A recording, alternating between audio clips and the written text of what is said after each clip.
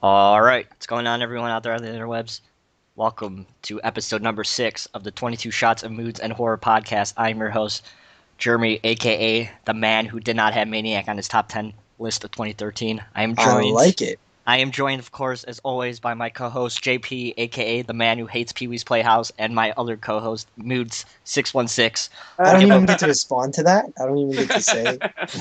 we have Oh, a, that's a, That's right. I don't just hate Pee Wee's Playhouse. I hate Pee Wee in general. oh my god! Oh, it's so disheartening. He's so funny. We have a full show for you guys tonight. Of course, we're going to be starting off with the news so we can get all this Friday the 13th found footage bullshit out of the way. Then we're going to be jumping into Mood's Corner where we, talking about the top 5 horror films from high school that we remember. Then we'll be going into what we watched. Then we're going to be going into a discussion of one of my favorite horror films of the last, 10 years, and that, of course, is Hobo with a Shotgun. And then that shall be it. So let's go right into the news with JP. So go ahead, JP. Okay, so this past week there have been some people making videos talking about how the new Friday the 13th film is found footage. Now, this all started, as far as I can tell, I kind of tracked it back to one person, and there's a YouTuber by the name of Wet Movie One. He's pretty popular. I knew it. We were talking about this last night. And I even said to Jeremy, I said, I know it was Wet Movie One reported some old news, and it went viral.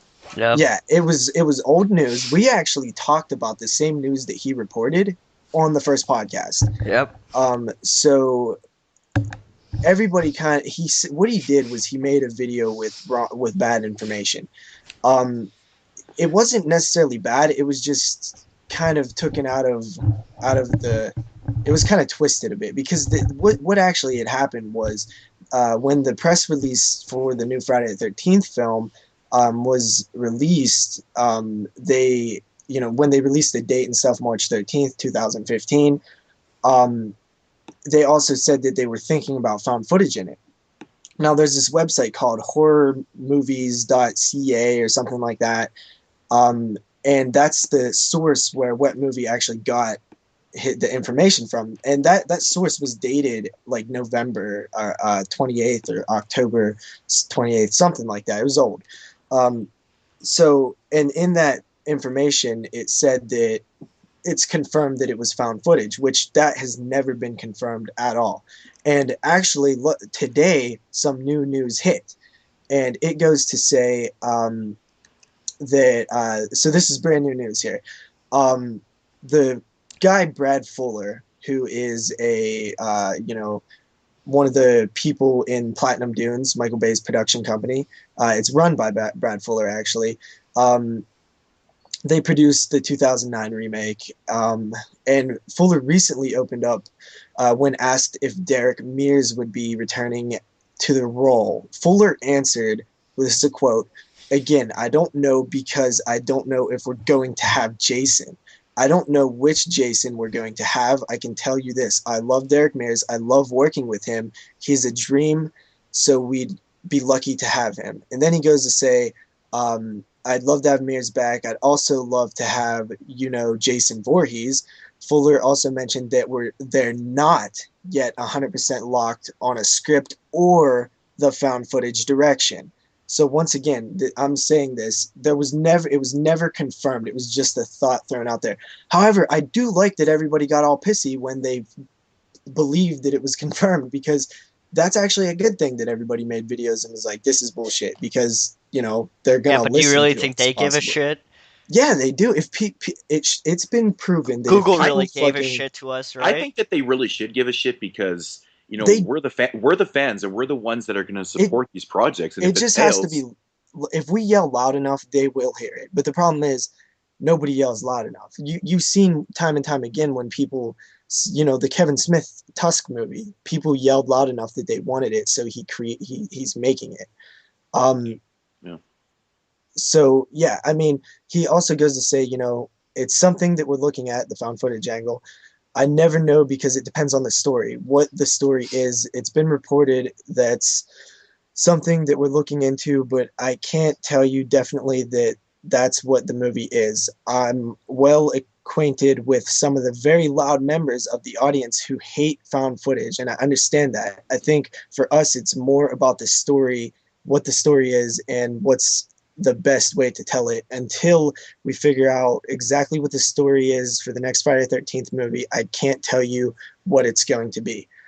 So right now, there's not even a fully, locked script. There's no 100% found footage thing.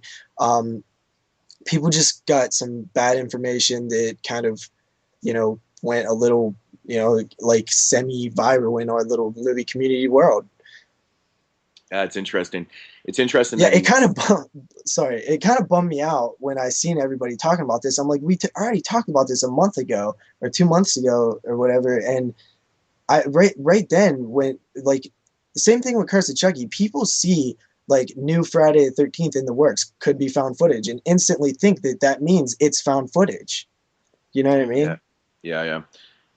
It's interesting that they reported that there's kind of a hint there that if we even have a Jason, what are they going to do? Remake Part 5? Well, I was thinking more along the lines of remaking Part 1. Well, but that's exactly where they shouldn't go, though. Yeah, I think they should. I agree. I think they should come out with a new original movie that adds on to the franchise. Not a remake, not a reboot, none of the thing. Just a new original Friday the 13th, like they were been doing for fucking 25 years, 35 years. I think even the idea of remaking the first one is just a poor choice. Yeah. I do too. I just don't see how it could ever possibly work. Even if it's a shitty sequel, at least it's a sequel, and people can't bitch that it's a remake or a found footage. I think even throwing around the idea of not having Jason in the film is a bad idea. Yeah. Or check this out. It might be a good idea if it's gonna be a surprise. Like if you can pull it off and you can say like, look, we're not having Jason, and then bam, halfway through the movie, Jason pops up and you're like, holy fuck, Jason's in this shit. That would be awesome. Yeah, but that's not gonna. You can't do that in Hollywood. There's not no way. In modern times. It would get leaked in 2 seconds. Yeah, that's sure. the thing. It would just never work. Yeah, there have been cases. I think there have been cases where there's been cameos that haven't been leaked, and actually were surprises. But it's hard to do with something like Friday the 13th. And I think that the found footage idea is bad. I think they're not going to do it, hopefully. I also think that the idea of just, I don't want to see another fucking make. Please, no. What if they actually, maybe they're going to fucking actually make it about the holiday Friday the 13th and all kind of bad shit's going to happen. Like Halloween 3? It's a joke. That was a joke. Yes, I understand. I honestly don't even understand how a found footage film could even be remotely believable, and even tossing around the idea doesn't even make sense to me. Like, see, I disagreed to that a bit because when we talked about this before, I think that but how are they going to link this? This is my only question. How are they going to link this? Are they going to link this to the original series, or are they going to link this to the remake, or the reboot, or whatever? It'll be just its own. So it's just going to be like another startup and start off with a found footage. The way I would see it go this is what I don't get. A group of this is what I would predict it would be a group of kids know the legend of this killer named Jason Voorhees at this rundown camp called Crystal Lake. They want to document it. They want to Blair Witch style it. They roll up in there.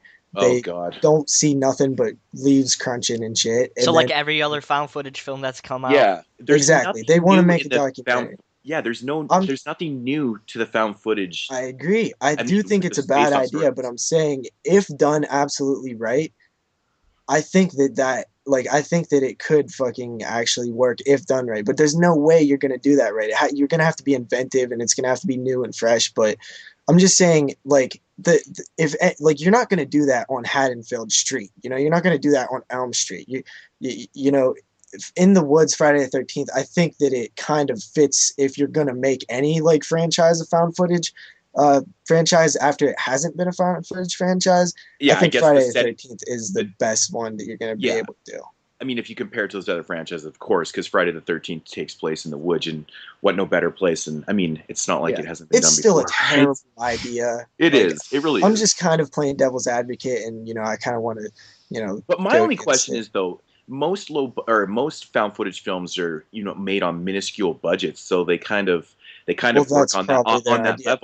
on that level, right? That's so exactly why that just totally makes sense. That's exactly why they're thinking about it, because you can make a Friday the 13th for $6 million, and if it's found footage or in space or whatever, you will make that $6 million back just by fans' curiosity alone, like instantly. It'll be a $20 million opening weekend, easy, yeah, and that's an instant profit. So they're just intending to make a purposely low budget film then. Yeah, with the probably. intention of just exploiting the subgenre of fucking found footage to make They money. have no intention of making a creative, putting their heart into it movie. Like, the Friday the 13th is never about that. See, my problem is that they're going to put some money into this film, make it found footage, and it's going to look overproduced because everything in the film is going to be, perfect, good effects and stuff, but it's found footage. I'd be like, oh my god, this is like Hollywood at its worst right here. You can't found footage films. The whole point of them is to be low budget and kind of shoddy made, like it's supposed to be real, right? It's gonna make me mad.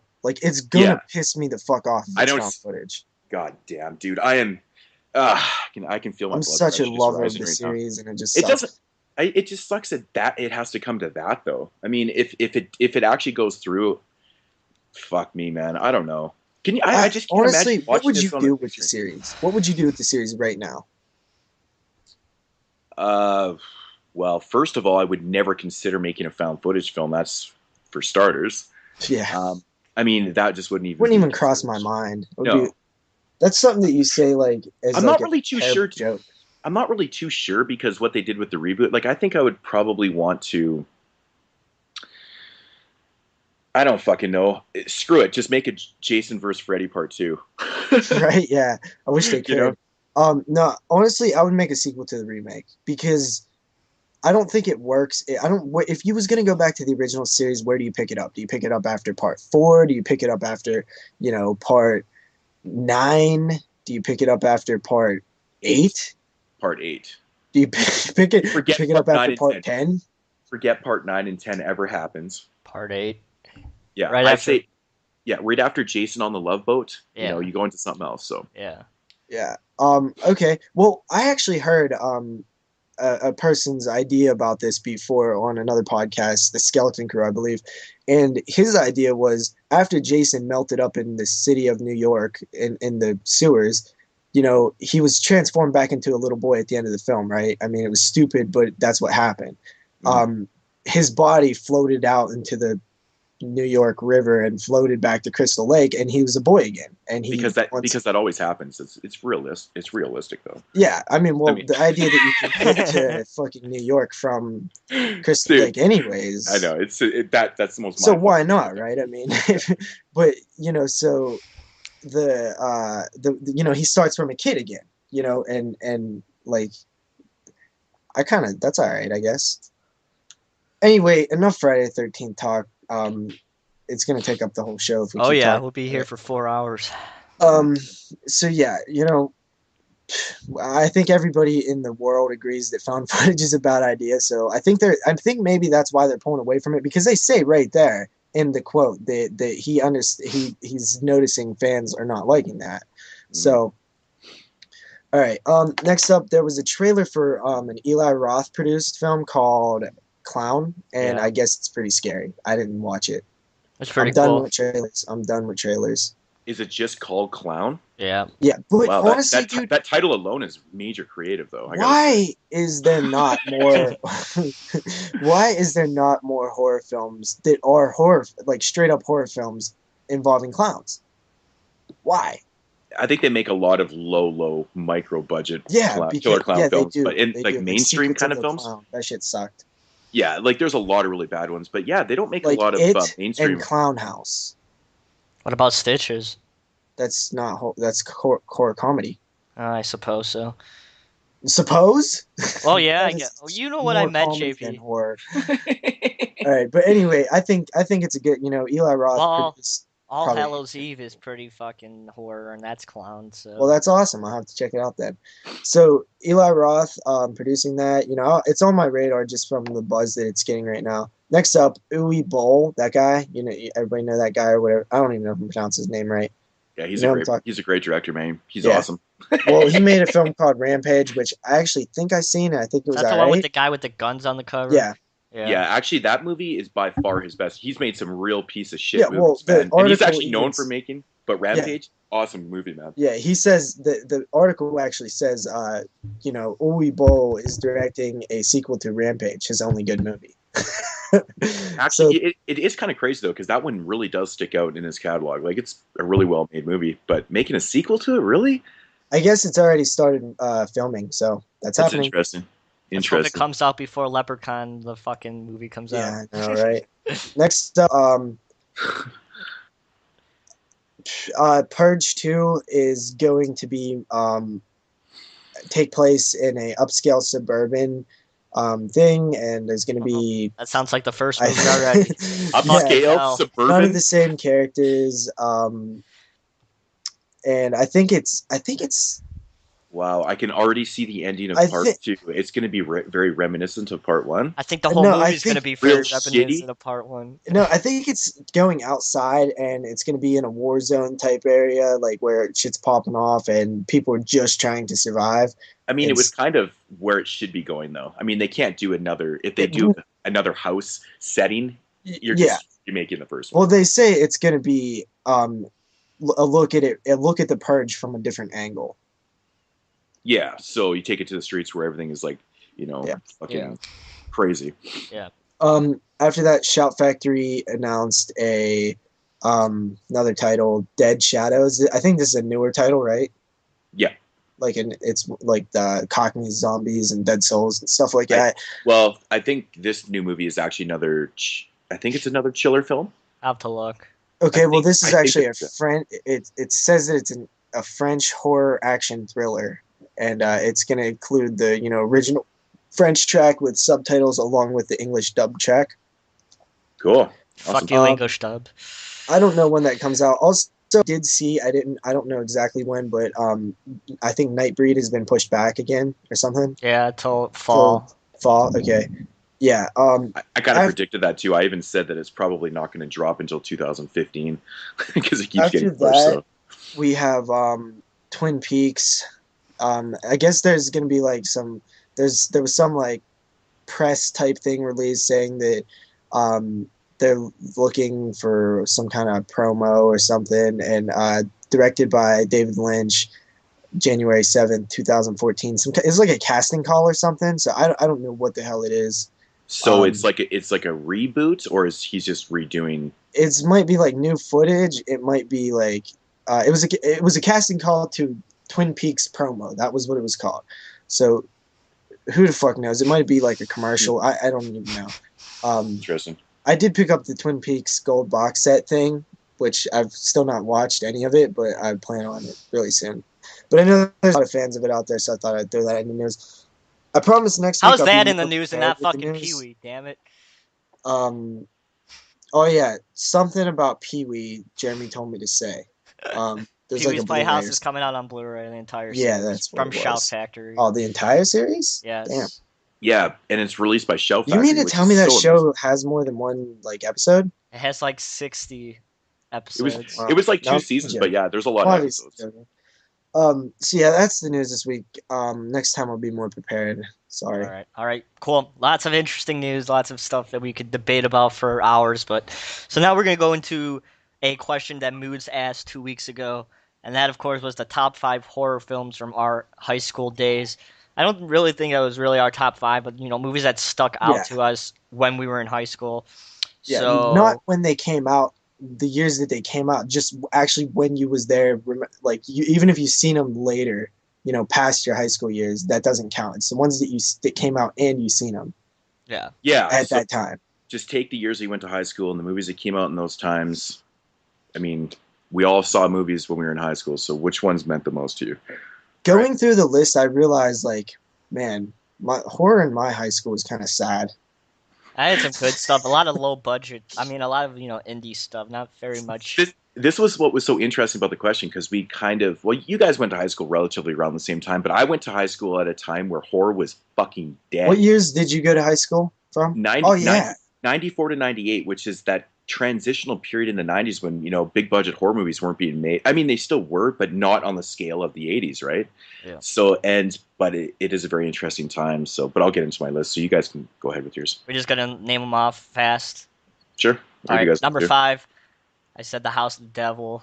Number 4, Rubber. 3, I actually gave to Grave Encounters, which is an awesome found footage flick in my opinion. 2 VHS and 1 Hobo with a shotgun, of course. Somehow I fucked up. I thought I went to. How many years? You're in high school for 4 years, right? Yeah. Why do I think that I was in high school in 2006? It feels like I was. You probably were. 2006 to 2010? Sure. Is that 4 years? Yeah. Yeah. Oh, okay. Hobo with a Shotgun, we're obviously going to talk about that one. Yep. House of the Devil, actually those were the most important noticeable films for you when you was in high school? Yep. Yeah. So, I was the only one watching these low budget shit. Yeah, because mine's drastically different. Yeah. Yours is way more indie than mine. Yeah. Mine, these are in no order. I don't think we had to order them, right? No. Okay. Texas Chainsaw Massacre, the beginning. When that came out on DVD, I bought it first day. Used to watch it with girls all the time, partying and stuff. We'd just sit over there and watch Texas Chainsaw. I'd make them watch it like 30 times. I actually really liked it at the time. I like it a little less now. Texas Chainsaw Massacre at the beginning was pretty cool back then, though. Then The Hills Have Eyes, which I was gonna put that came on out. the list, but Dude, that kind of got me back into the full swing of horror. I was like, that was fucking so dope. It's one of my all-time favorite remakes. Yeah, it is my favorite remake. I love that. It's really good, isn't it? It's really good. It's a really good remake. Yeah. And then after that, Hostel 2. I was such a huge fan of the first Hostel. It was like I'd never seen anything like it at the time. All the crazy torture stuff. Whose favorite word? Torture porn. I didn't see it. Ugh. I didn't see anything like that. And I remember buying Hostel 2 when it first came out, and I had a friend who was would not he kept leaving the room because he couldn't watch it. He was a pussy about it. And then after that, Trick or Treat. Yeah. When that came out, 2007, I've watched it every Halloween since. Such a big part of my high school time. And then finally, Friday the 13th, the remake. When that came out, it was such a big deal to me. And I invited a friend over, the same friend who was a pussy and couldn't watch Hostel 2. And we watched every single Friday the 13th during that week because I didn't go to school that whole week.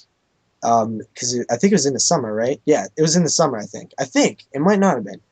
Anyway, I wasn't in school, if it was during school or not. And we watched every Friday the 13th, and his name was Jason, and then went and seen it, and there was a huge group of 20 of us. It was really awesome. And the first pre-credit scene, one of the best experiences I've ever had in the theater. Afterwards, it's okay.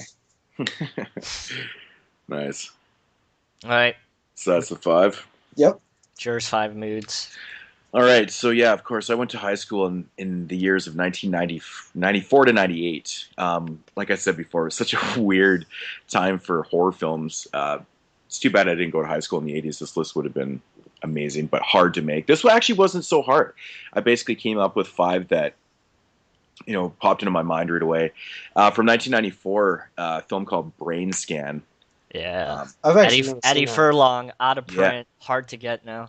I loved when I saw this movie when it first came out, and I was 14 years old, and it just fucking blew my mind because the whole video game aspect. I was 14 years old, and I loved video games, and it worked perfectly. I was a big fan of Edward Furlong too because of Terminator and stuff, and so having that recognizable face in a horror film was pretty fucking cool.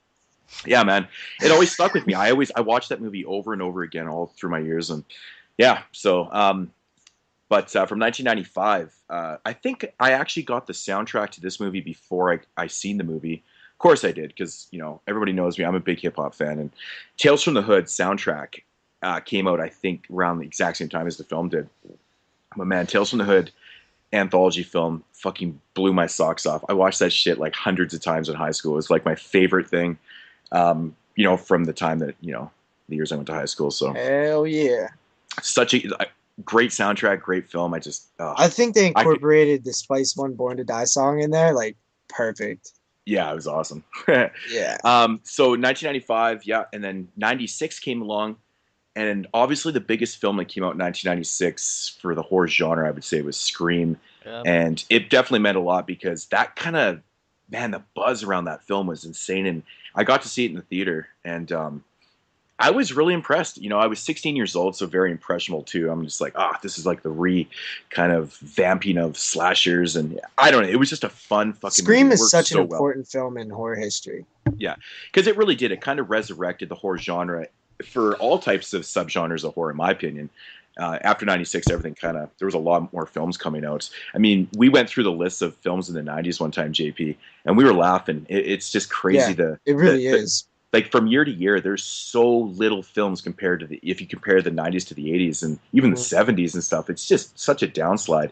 But you do notice that, towards the end of the 90s, there's a little more. But also another film that came out in 1996 is, half horror, half action drama, whatever the fuck you want to call it. It's From Dusk Till Dawn. Oh, that's a great one. Yeah. So I also saw that in the theater, which of course meant a lot to me. I loved a lot of movies I saw in the theater growing up always meant a lot to me. It was that experience, right? But that movie fucking blew my socks off because I didn't really know what I was getting myself into, right? It just, you go from kind of an action heist film to, full on vampire fucking craziness. And the cast was awesome. I loved the cast, and it just meant a lot. I watched that movie hundreds of times, I swear. And last up, this is kind of a surprise, but this one came out the year I graduated. I saw this one in the theater also, and I just loved it. This is why this movie makes my top 10 of John Carpenter films of all time, is Vampires. I know it's not a great film by any means, but I personally love it. What year did Ghost of Mars come out? I think 97? No. Ghost of Mars was awesome. No, Ghost of Mars came out... I do like Ghost of Mars, though. I know I actually hate it. I actually don't remember that movie. I can't remember. No, I think it was... No, 2001? I don't know. Yeah, I think so. It doesn't matter. Yeah. It doesn't matter. But anyways, Vampires came out in 1998, and it was kind of a stick-out film for me then, because once again, I saw it in the theater. But I've always been a big fan of James Woods, and he's just kind of, overacting in the film at times, and the effects are kind of cheesy, and it's not John Carpenter's best work, but it's so much fun. It's very enjoyable for a vampire film. So those are the 5 that meant the most. Like I said, 3 of them being I saw in the theater, Tales from the Hood being... it's up there in my favorite anthologies of all time, and can't go wrong with I just realized that I got confused counting 4 years. Did you? That's fucked up. That's hilarious. It's okay, JP. We forgive you. Wow. All right, so we're not going to do. Mood swings is going to be a thing that I'm probably going to swing back and forth from random weeks, whatever. So what I'm going to do right now is I'm just going to ask a question for for listener participation. You guys can comment in the videos and stuff, but this is also for us next week to answer too, so we can do the same type of thing. It's just what I'm going to do is these simple top 5 kind of lists, very easy to answer and stuff. So this week's question is going to be your top 5 horror films from 1978. The reason why I picked 1978 is because it is the year my favorite horror film of all time came out, and I find that year has a lot of really cool films that came out. You'd be surprised the amount of awesomeness that came out in 1978. Everybody's going to have the same number 1 probably. Well, Halloween and Dawn of the Dead both came out. So interchangeable. But that's the thing, right? But there is a lot of other really good films. Yeah, there's a lot of other good movies. Yeah, more interested in like 5 through 2. Yeah, exactly. So, but yeah, it's a simple question. Good question. Very easy. And yeah, 1978. So if you guys want to answer that, and we will have our list next week. So. All right, cool. So that is our news and mood swings corner segment, and we'll be jumping in now to it's going to be a pretty interesting segment this week. I have a feeling the films we watch, because I watched some shit on the shit sticks this week, and when I watch some shitty films, I let them have it. So who wants to go first? Well, you know what, Jeremy? Why don't you start? Because I have a feeling this week is going to be fucking hilarious, man. The first film that I'm going to give a beating to is going to be Cube², which I watched a few days ago. So I know JP thinks the film is okay, and I know he thinks it's at least... say that. You did too. You said it's okay. I said it's not that bad. It's not. Okay. It's not the worst film I've ever seen. Bad. It's not the worst film I've ever seen, but it's pretty fucking terrible. You said it's one of the worst. Yeah, it's in my top 10 worst films I've ever seen because for one thing, the fucking acting is fucking horrendous in this movie. Let me ask you something. Was you expecting to like it? Like, did you not No, know the quality of it? No, but I No, did not I was. think. It was an actual question. Like, because you come off the first Cube. If you don't know too much about Cube 2, you'd be like, "All right, Cube 2, this is gonna be awesome." Yeah. Because Until you pop it in and you're like, what the fuck is this CGI animated kill bullshit that happens throughout the film that just the storyline just blew my mind. Seriously. They're like in like this hyperactive Hypercube was cool. this Hypercube? hyperactive No? computer cube and It's they're time like travel. alternate dimensions and it's like I'm watching I'm going, what the fuck am I watching? Seriously. They're like transporting from dimensions and it's just there's this one lady in there with fucking Alzheimer's and it's just so fucking annoying. It's like I just wanted to fucking jump through the screen and punch her in the face as I'm watching this movie because this old lady is so annoying. And it's like, what's up with the lesbian side themes between this blonde and this blind Asian chick? I mean, there's totally an Asian fucking lesbian type thing going on between these two chicks, and I just found it freaking hilarious. I just love in the Q movies. They have to have a person with some kind of disability in fucking What actually the made first sense two in the movies. first Cube? Yeah, in the first Cube, at least it's an interesting concept because it hasn't been done before. Yeah, so just why not roll with it for the sequels, right? Even if it doesn't make sense, just have someone disabled, and that'll make the movie. Yeah. And then after it got to the scene with the guy getting killed by the Hypercube with the CGI, it was just fucking horrendous. And at that point, I knew that I was watching a shit on the shitter stick film at that point. The CG in that movie is fucking horrendous. It really is bad. It's like when they die, they get like it's like why the fuck don't they get up? All they're doing is sitting there and screaming. It's like why the fuck don't you get up and actually do something? Like how the fucking annoying lady dies with the wall like freezing her. It's like what. That doesn't make any sense. Why the fuck don't you get up and actually do something instead of just sitting there screaming her head off? But yeah, the Cube 2. Let me tell you about my Cube 2 experience. So Cube 1 came out in like 95 or 96 or somewhere around there, right? 99? Somewhere. When it came out, I rented it, dude, and I fucking loved it. It was such a blind rent thing. Everybody was like, this shit looks stupid. And my aunt was the one that actually rented it. And I loved it. So I always was a huge fan of it. I watched it when it aired on TV. And then 2002, little me in 2002, I was watching the Sci-Fi Channel like I did regularly on the weekends. And I see a promo for Cube 2, and I'm like, what? I didn't even know this shit was out. And they're like, premiering, this Saturday or something. I was so excited, dude. That's because when Cube 2 came out, the producers, they didn't tell anybody. They didn't want anybody to know that it came out because they didn't want anybody to know the shittiness. Well, no, because it's actually a directed sci-fi. It's a sci-fi original. I'm pretty sure. Yeah. I think it is. So I was like so excited, dude. They ran the promo over and over again. I was like, I went and got my VHS, my VCR, and I was gonna record it off the TV. The hour before it came on, it ate my only recordable tape. I hurried up and called my friend. I was like, you gotta record me Cube 2. And like, cause I couldn't watch it. I had to go somewhere or something. So he recorded me Cube 2. And I get home the next day and I'm like, dude, like I bring Cube 2 up, man. He's like, it wasn't very good. And I'm like, yeah, right, man. You just fucking don't know about movies. And I watched it, dude. I was almost to the point where I didn't want to take back my words. And I was like, it was all right. But I haven't seen it. It was an alright piece of shit. I haven't seen it since. It was terrible from what I remember, but I don't think it's like the worst movie I ever seen. That would go to Beneath the Mississippi.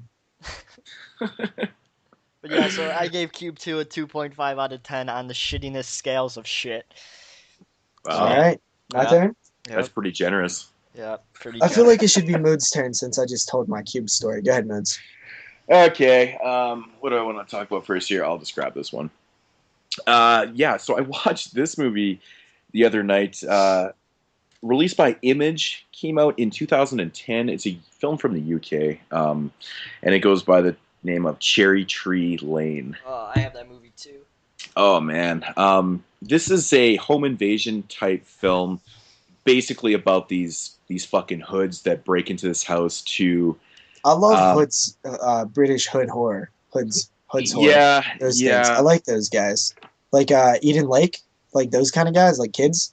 Yeah, this movie does not fit in that. Oh, okay. So anyways, these hoods break into this house and they're looking for the son of this couple or whatever. They're having like a nice little dinner and shit. So anyways, the son is not home. So what they do is they basically tie up the father. They beat the shit out of him. The wife ends up. Yeah, it's very much like that. But so, and basically they're just staked out in the house waiting for their son to come home because he did something to these hoods and they're going to teach him a lesson, possibly kill him, whatever. And that's basically the entire film. It's just these hoods in this house fucking beating the shit out of this father, doing nasty shits to the mom and just waiting. This movie is filled with horrendous dialogue, insanely unlikable characters. You're not supposed to like these characters, obviously, but they are so fucking stupid and ignorant and just fucking dumb. And to top it off, one of the characters, not the main guy, he's just such a fucking dick douche fucking asshole, but his friend is this hood with a fucking heart. He's kind of like saying nice things and trying to do nice things, and he's like feeding the dad. Oh, dude, it's just fucking. It was pissing me off the whole time.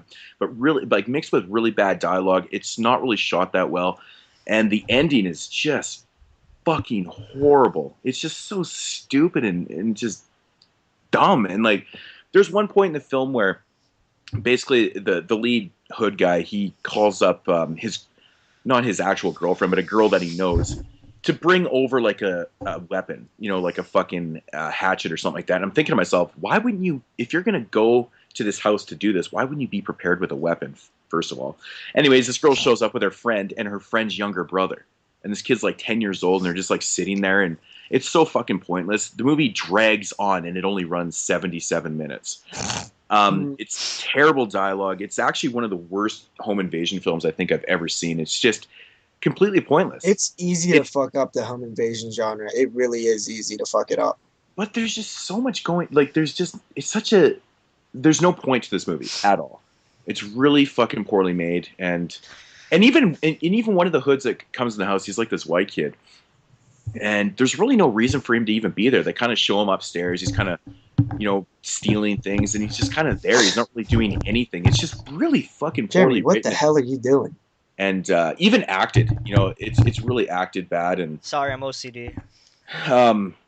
Yeah. So Cherry Tree Lane, one of the worst fucking home invasion films I've ever seen. Of course, released by Image. They really know how to put out some good shit sometimes.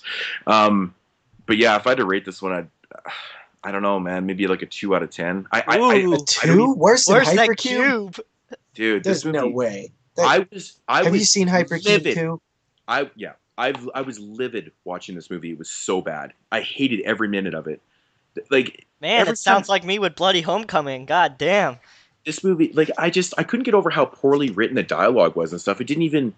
There was nothing intriguing about anything about this movie. It's just a really bad entry into the home invasion, subgenre of horror films. So stay away from Cherry Tree Lane. It's straight up paid $1.50 for it. It's fucking bad. It's terrible. Wow. I think I paid about the same, but man, seriously, whew, it was not good. All right, JP. All right. You know what? This week, guys, I kind of watched some like films that are like barely horror. Like it just kept happening for some reason. I don't know. So I watched a film called The Snowtown Murders. IFC Midnight put this out. It's from the year 2011, I believe. Curious to see what you have to say about this, because me and Moodz have the same opinion about this film. To me, this film was just... I'm like kind of conflicted on how I truly feel about it. I think that it had some alright elements, but at the end of the day, I think it really was affected by just me not giving a fuck about the characters. They just didn't set them up properly for you to, feel any of the terrible things that was happening to them. It deals with, pedophilia and rape. male on male rape. And it's based on a true story. I felt that it was a little Snowtown Murders. The film's called the Snowtown Murders. I Yeah, felt sorry, I totally missed you say that. Sorry, that was my bad. yeah, I felt like it was just it wasn't set up properly to really develop the characters in order for you to feel the. I mean, it was still fucked up, but it was really uncomfortable and just I don't know. And I know it's supposed to be like that, but it almost felt like That to meeting me, all the time just pissed me off. the what? That meeting all the time just pissed me off. Eating? They They ate in ate a lot, every yeah. fucking scene they're I eating. think the It's like, idea behind that is to set up the fact that this is a family. yeah, I You know know what I there's an mean? imagery behind it, but it's like No, I Yeah. totally get you. That's what I'm saying. Wasn't done, and this film like got a lot of praise. Like it has a bunch of quotes on the cover and like I- awards and shit. I honestly didn't understand it either because I kept hearing a lot of people talk about it on YouTube and a lot of reviews and stuff, and I finally checked it out, and the same opinions, man. I was like, what is so? Yeah, there is some disturbing parts in this film. Obviously, we know what we're all thinking right now. Yeah. But what the fuck, man? It wasn't that well made at all. There was so many things about this movie that bugged me, and I thought it was really long too, isn't it? It's It doesn't like run. Yeah, it was. Yeah. It was. I think it was like 2 hours or some Yeah. shit. That was another thing that bugged me. I thought a lot of shit in the film was dragged on and was just kind of pointless. And after reading about the real story and stuff, I think the movie was really poorly done. Okay, but I was actually going to bring that up. I found it a bit confusing also. I don't know if it was so long to where I just kind of fell in and out of interestedness and I was like, not paying attention. But after I started reading about the real life story, things started making a little bit more sense because they did kind of follow pretty closely of what actually happened. But I just think they kind of did it poorly. Like you That's guys exactly said. what I thought. Yeah, it's just done poorly. Yeah. So I don't know. Anything? I don't really know about it. It's like, but at the same time, like I think it was kind of shot well. It's all yeah. Yeah. I'm not a huge fan of this movie, so Yeah.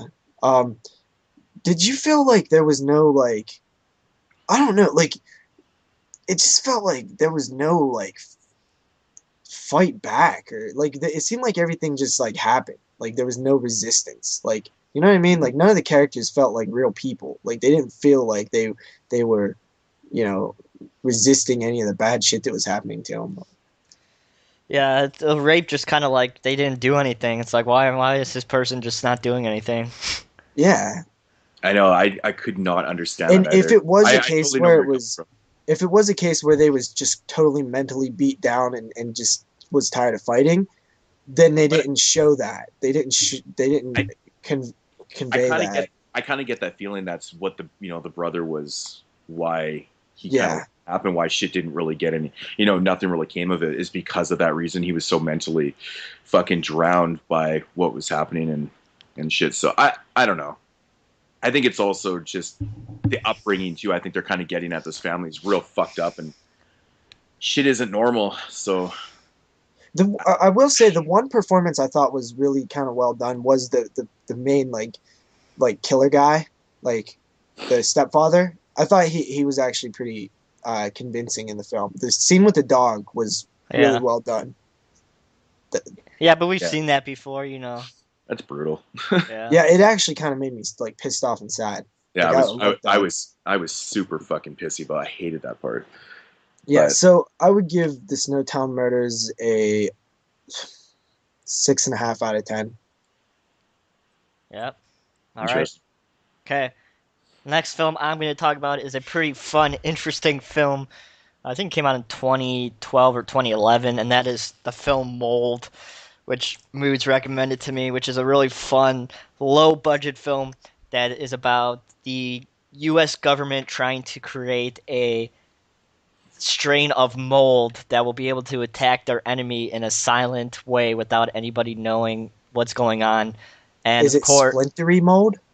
what? Like the movie Splinter? I haven't seen Splinter, so I don't know. It's not. I'm just saying. Splintery Mold's pretty cool. All right, but so of course the mold gets leaked in this testing facility, and shit starts to go down, And the film definitely has one of my favorite characters in recent memories in the general of this U.S. government. Moodz, do you agree that the general is a fucking hilarious ass character? Oh, dude, the general's so funny He's in just that movie. so funny, He's fucking hilarious. He's awesome. Yeah. But I definitely thought that the film would have been more interesting if we would have saw an aspect of, the mold escaping this facility and actually, wreaking havoc on, you know, the world. But it wasn't like that. A sequel would be interesting to see if they would do that. But it's pretty much just this mold in this small, testing facility, and the characters trying to survive. It's really low budget. Yeah, okay, so it was more of a budgetary constraint on why they really couldn't, go out and about and shit, right? Yeah, and it has some pretty. What do you think, Moodz? Go ahead. I don't know. I think that I think what they did with it, it having it leak out inside the test facilities and stuff, I think was actually kind of a cool idea. They didn't really need to. They didn't need to bring it outside, because if you're creating something inside a lab and then it's one of those lab kind of gone wrong kind of deal things, I think it works. Yeah, let me ask you this: is there any sense of claustrophobia? No. Damn it! It's not that type of movie. What is if it's in a? Okay, well, the way you set it up, I kind of pictured it in this it depends how you look at it, because it is all set in kind of small rooms and stuff. So it depends on how you watch it, I guess. Right? I think that's an angle that's completely underused when you set something in a single location. Is this fucking mold in a small location. I think that claustrophobia should be a part of it. But I haven't seen the movie. I don't know what kind of movie it is. Just watch the trailer and you'll understand. It's not your typical, movie. It's super super super low budget.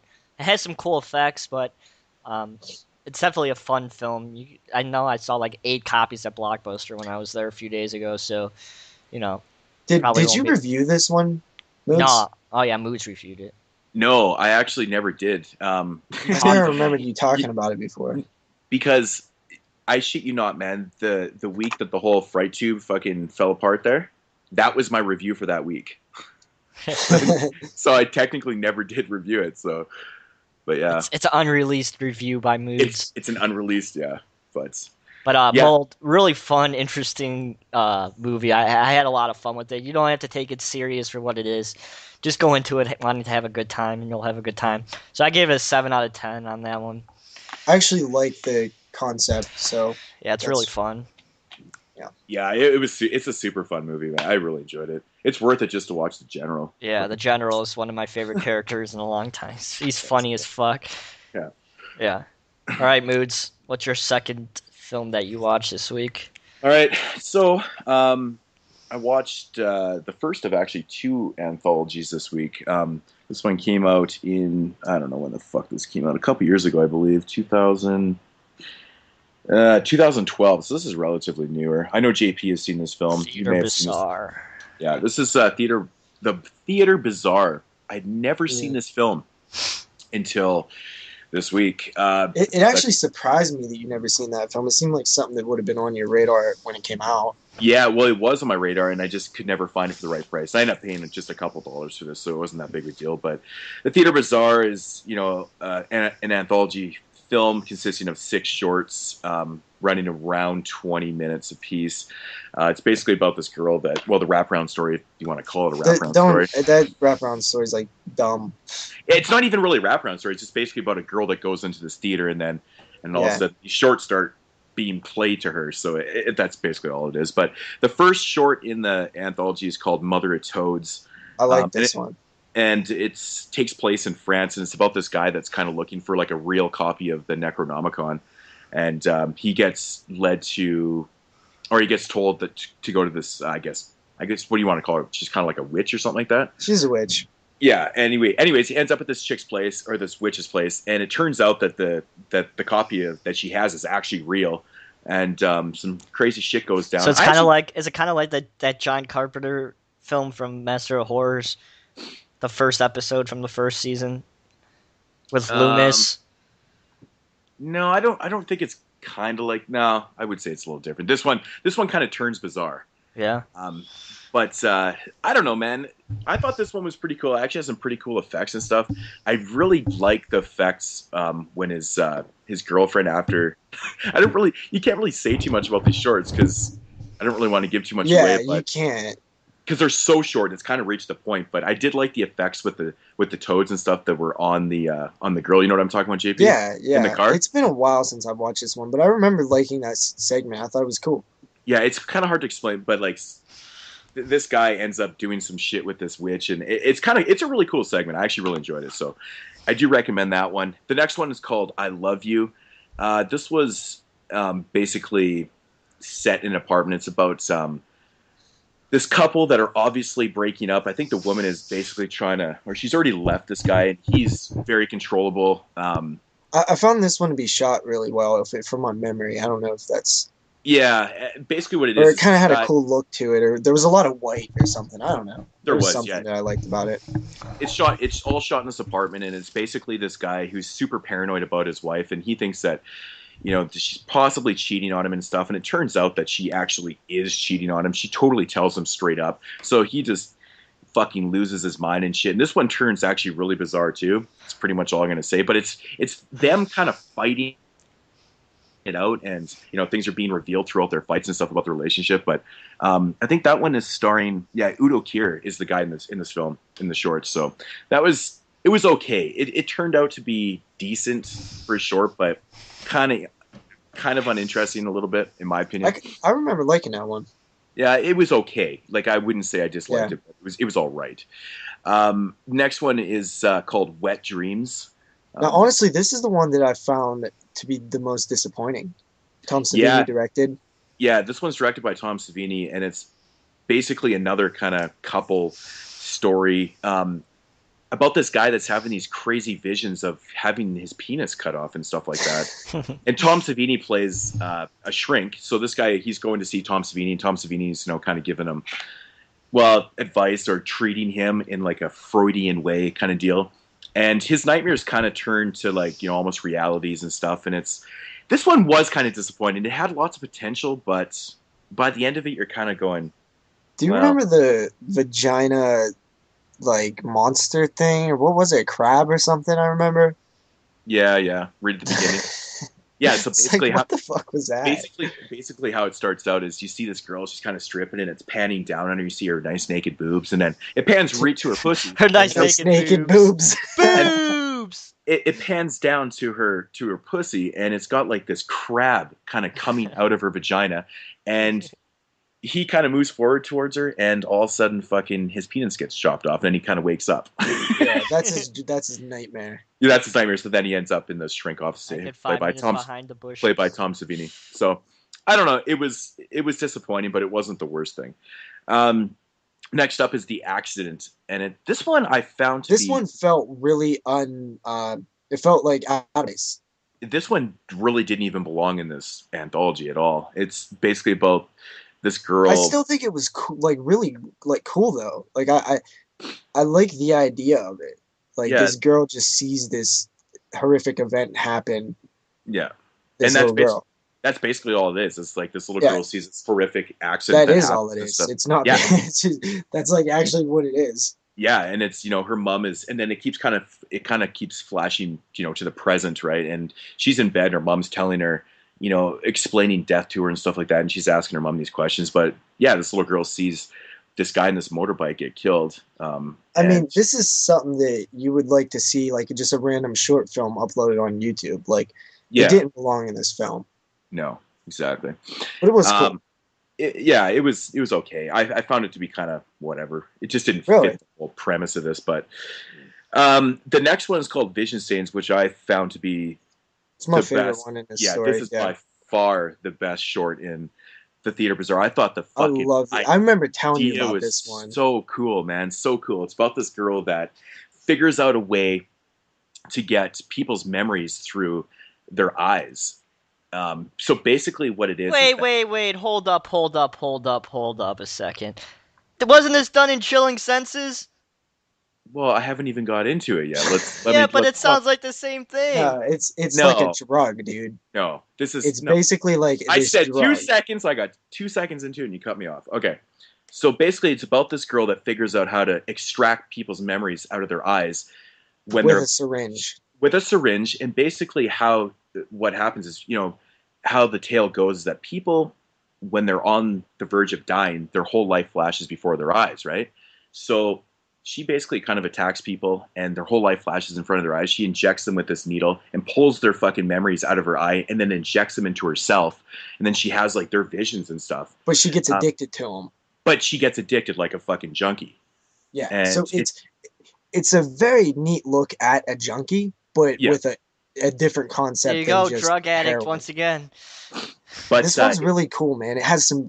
I'm not saying that, but that sounds just like the short from Chilling Senses. Well, it has some of the best. Honestly, some of the best eye horror ever made.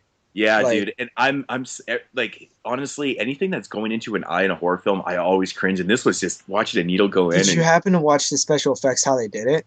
No, I didn't watch any of the features. Oh, it's really cool. It's basically a big, like, full sized, like, like not full, but like beach ball sized eye that they're using, and it's a close up of it.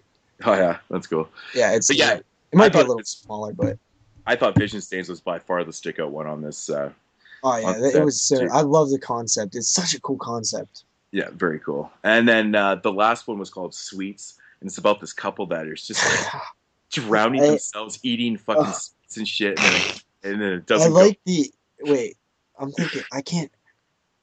I might be thinking of a different movie, but I honestly didn't really care for this at all. Oh man, it was just fucking. I didn't like it.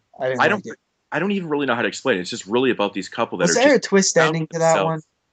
Yeah, I guess a little bit. But yeah, I don't know, man. Even how to explain it. It's just this couple eating fucking sweets, and then some shit happens to him. Like, I can't really give it away if you want to watch this, but there's actually a word for it. It's a sexual. Yeah, it's fetish. It is. Yeah, it's a fetish. It's definitely a sexual fetish. That's exactly what it kind of is. And like stuff. Gorging yourself fetish thing. It's fucking disgusting. It is disgusting when they're eating these fucking nasty plates. And they were really good. They were like dropping shit on it. They really did. I remember in the special features, they were like spitting in it and putting it back in their mouth and shit. Like the actors did it for real. Yeah, like how you see. It was gross. Nasty, I didn't care for it. Yeah. But overall, the Theater Bazaar was okay. I think I'd probably give it maybe like a 6 out of 10.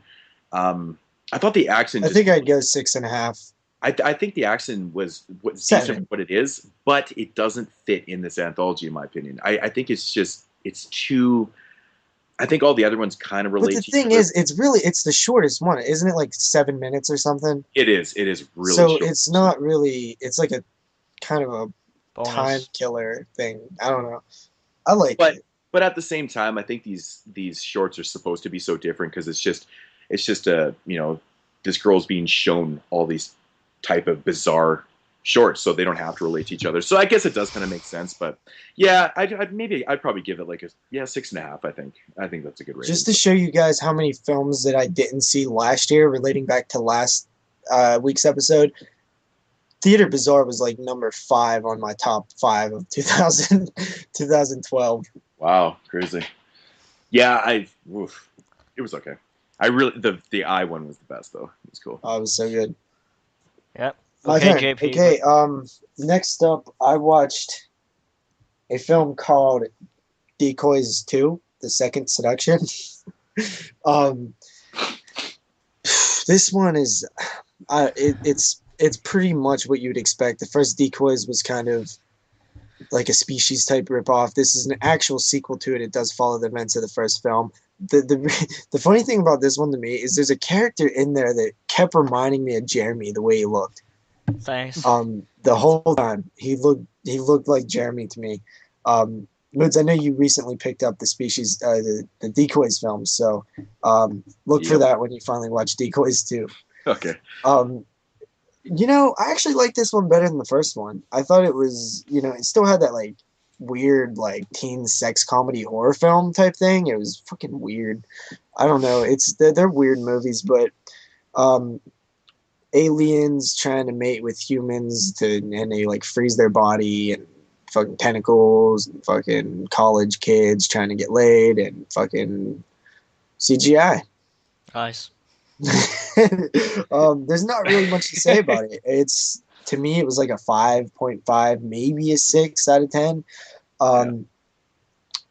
It had some boobs. Boobs. I get 5 minutes behind the bushes. What? It's Okay, a South Park that's reference. my It's a South Park oh reference. yeah, the fifth graders, Yeah. or the sixth graders, whatever they were. Yeah, that's Decoys 2. It was better than the first one in my opinion. Cool. All right. So, should I give another film another shithole, or should I? All right, I'll save that one for last. I'll save Bloody Homecoming for the last rant. But I guess I could talk about an anthology film I watched this week that I've mentioned a little bit ago, and that is Chilling Senses, put out by Scream Factory. I know Moodz talked about this one a little bit while ago, but guess we could talk Try not about to it. spoil this one too much because I'm actually really interested in checking All this right, one out. I'll just tell you the those 5 stories and what they're about. So first story is Smell, pretty much about this saleswoman who comes to this guy's house and drops off this perfume, and this perfume has powers that gives whenever he puts it on, people are irresistible to him. They can't leave him alone. But of course, it has negative side effects and has some pretty interesting effects in this one. Pretty gross. Really liked this one. I thought it was a pretty interesting take on Smell. Really good. I like that one a lot.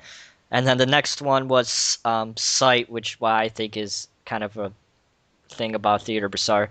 Pretty much it's about this eye doctor who has this eye machine that extracts memories out of his patient's eyes and puts it into this liquid, and he puts the liquid into his eyes, and then he sees the visions of his patients through his eyes. So that's why it kind of reminded me of that segment from Theater Bizarre that we were just talking about.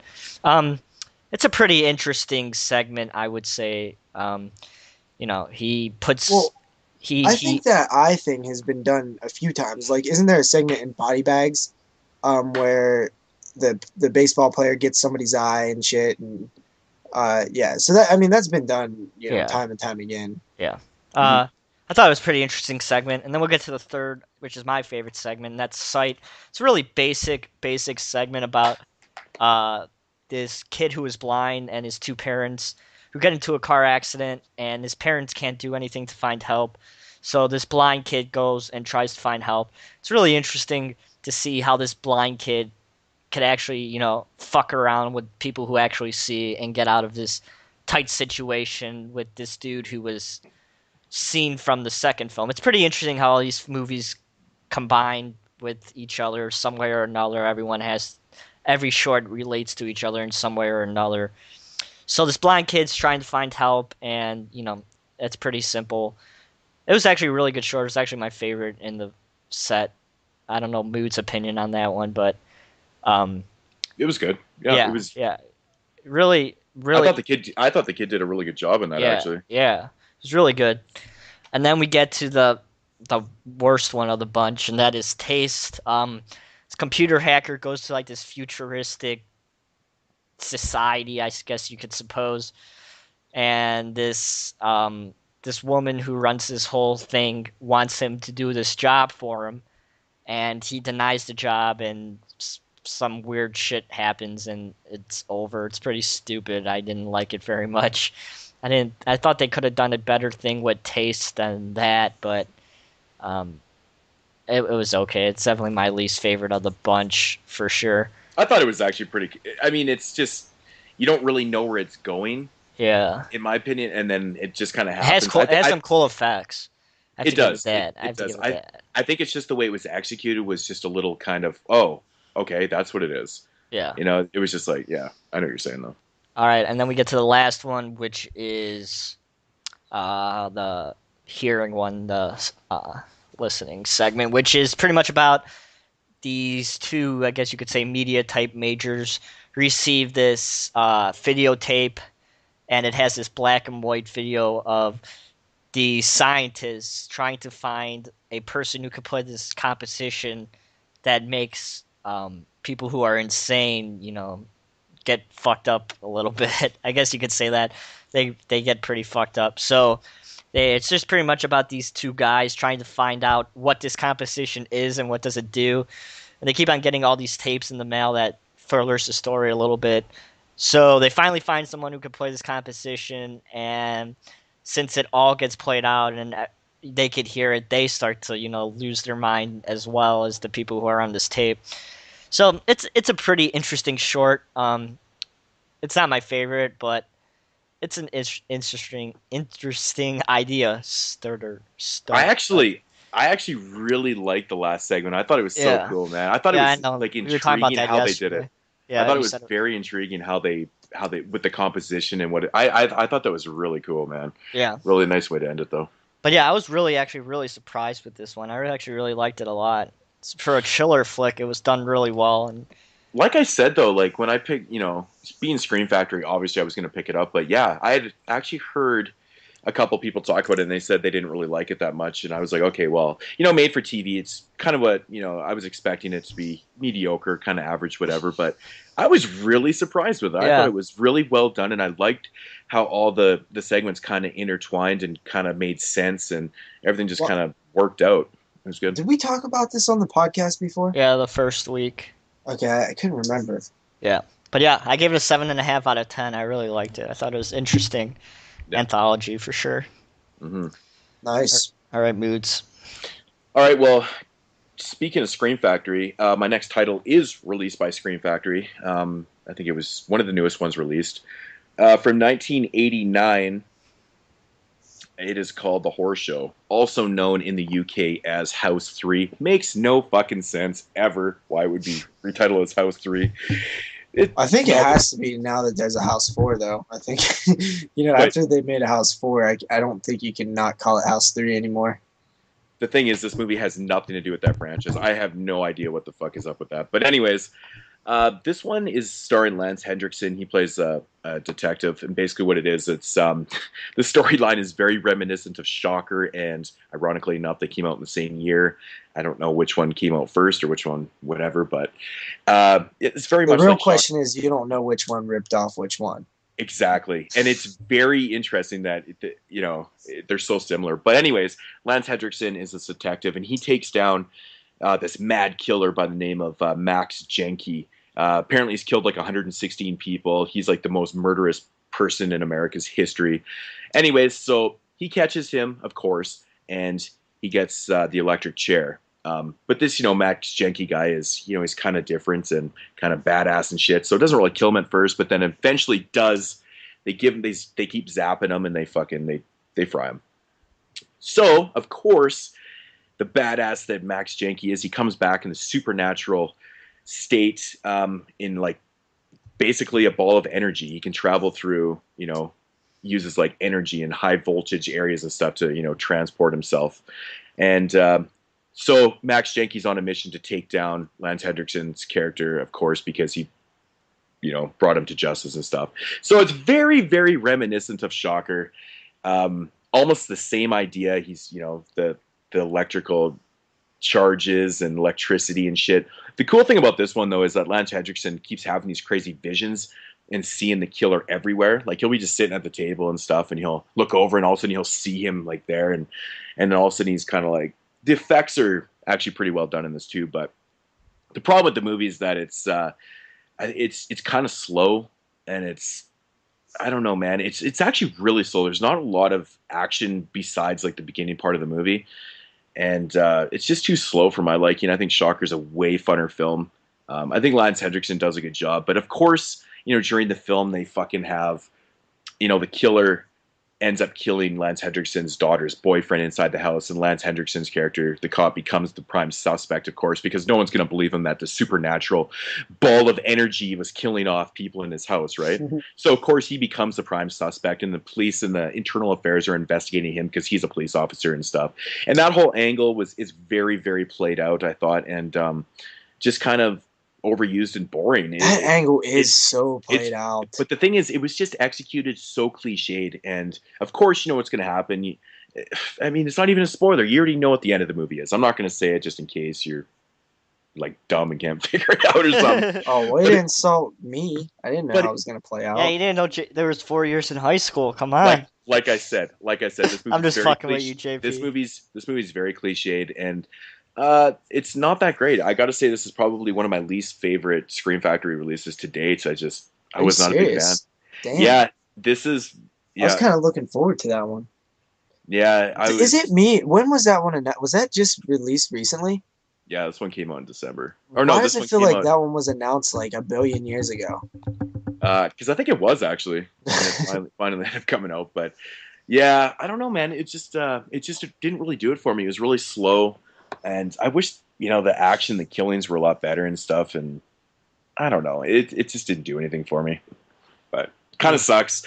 It kind of sucks. I don't think it's the worst thing in the world. I would still give it a pass, maybe like a solid just 5 out of 10. But the thing is, like I said, it's just too cliched. It's just not a great film. It doesn't have the heart and the fun, the funness, that Shocker has. Shocker's just a fun film. Even if I don't know, I know a lot of people don't like that one, but this one, Shocker's not like, obviously it's not like a super well constructed film. No, but it's still fun. It definitely is. And the lightheartedness of it, like the heart, like it does have a lot of heart to it more than some films. It's cool. I like Shocker. Yeah. I guess it's my turn. I watched the 1989 version starring Robert Englund of The Phantom of the Opera. So I've never seen any version. I know there's countless versions of this film.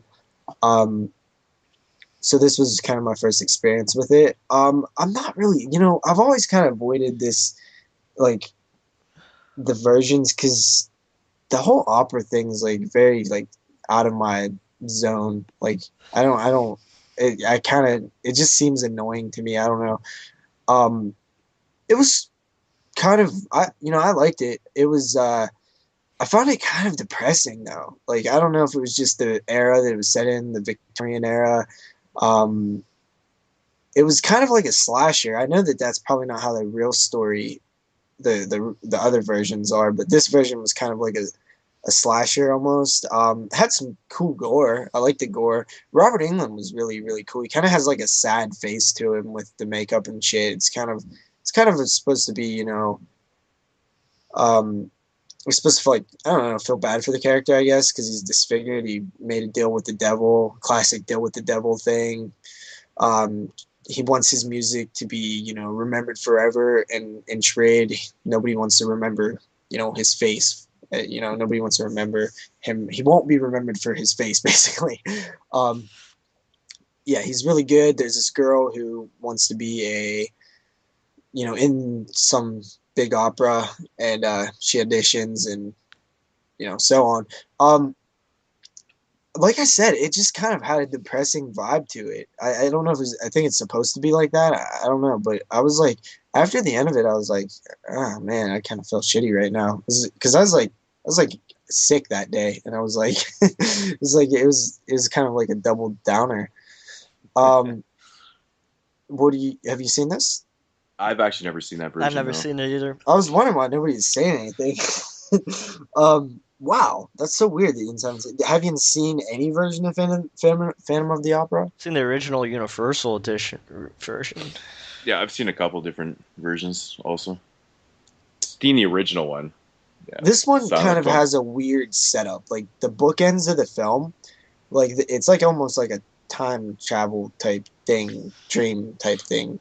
Like it was all a dream type thing, like, but not in a different way. It's just kind of, I don't know. It's like I don't see why it was set up like that. I don't know, because the idea was to get this character into the Victorian era, because it starts out in New York present day, 1989 present day, and it gets her back to that era. But it's like, why didn't they just start there? It doesn't really make sense. I still recommend it though. It was pretty well done for the type of film it is. I'm sure there's better versions out there, but for the first version that I've seen, I actually really liked it, and I'll probably seek out other versions. But it is kind of I'll probably watch them when I'm not feeling shitty. Yeah. Yeah, I definitely don't recommend the Dario Argento Phantom of the Opera. It's probably, well, until he made Dracula 3D, it was his worst movie to date. But I think Dracula 3D might even be worse from what I've been hearing. But like we were talking about yesterday, the best thing about that movie is the cover. Yeah, exactly. Yeah. But the Victorian era does look cool. Like I like the era, just not that day. I give the film a 7.5, 7.5. Oh, that's cool. It's pretty solid. All right. It's a good watch. I recommend it. If you're a Robert Englund fan, you got to check it out. It's like right at the height of his Freddy-ness, and it's something different. It's definitely a different role. It's not like Freddy. It's more serious. Cool. All right.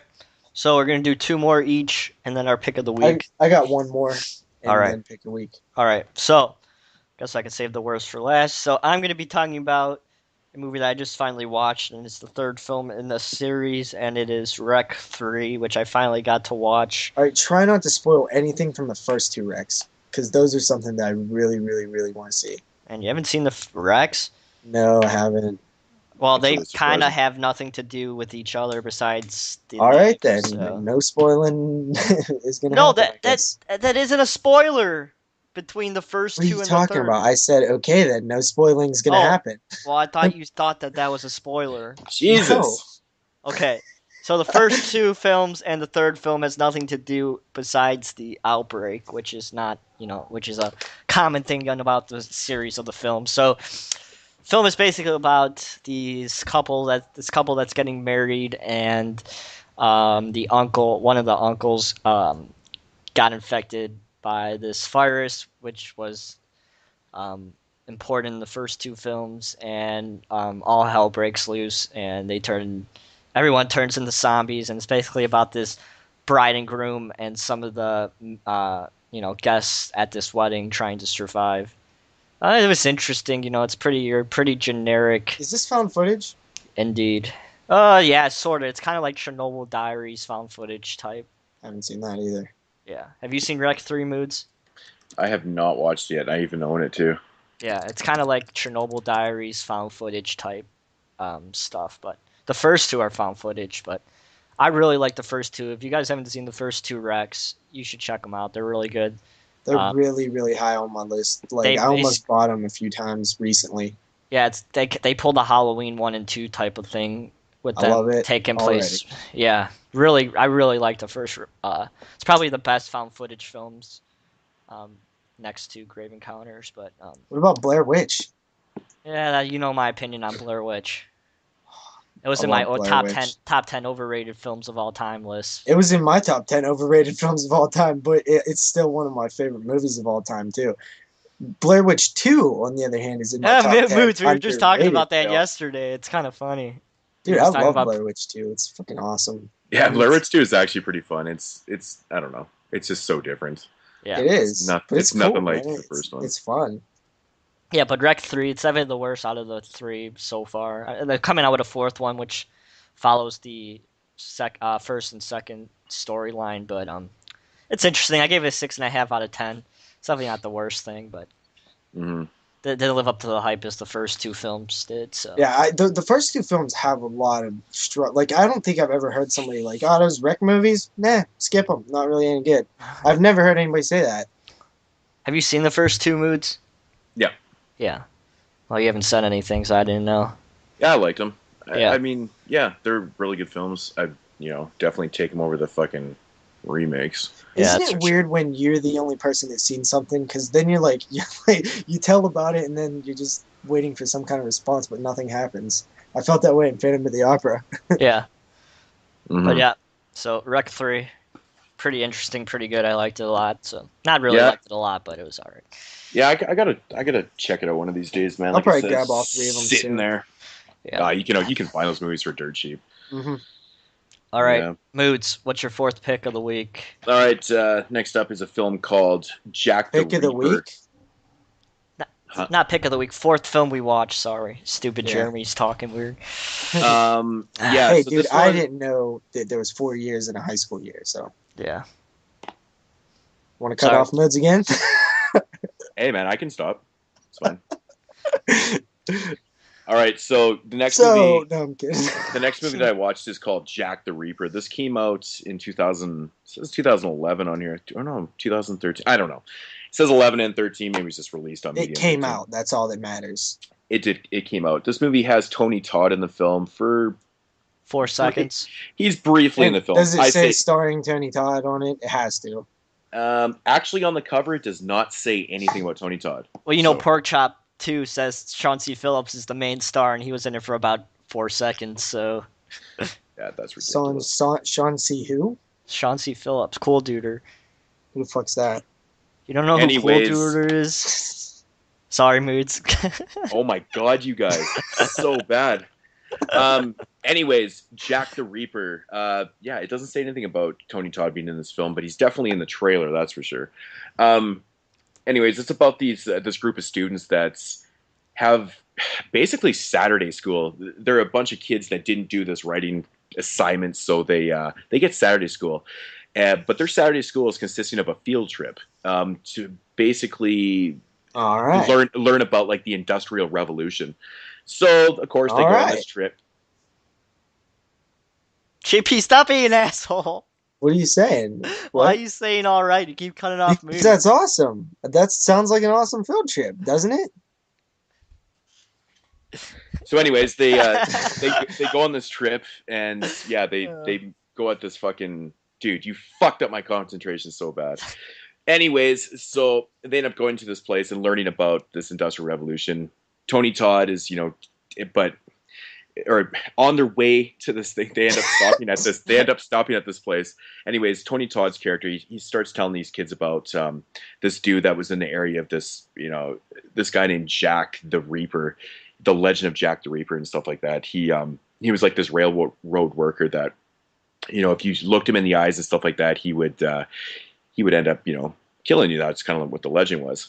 So anyways, Tony Todd's character, as creepy as usual, fucking tells these kids all this shit, and they hop back on the bus, and of course their bus fucking crashes in this desolate area, so they never actually reach their destination. I would have thought they would have got a flat tire.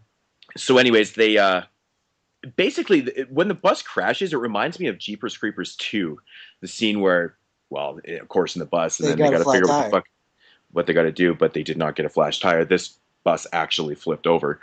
So anyways, they're in this desolate area. There's no one around. And of course, they look over, and what do they see? They see a deserted carnival. So they're going to go to this deserted carnival to seek help, right? Because, no one's coming along. And of course, this is where Jack the Reaper is basically where he is, So they go to this carnival, and of course all the kids start getting killed off one by one, because if you see him, you will die. If you look at him, you will die. So isn't there like some like new like pop culture thing that's like that? Like if you look at it, you'll die or something.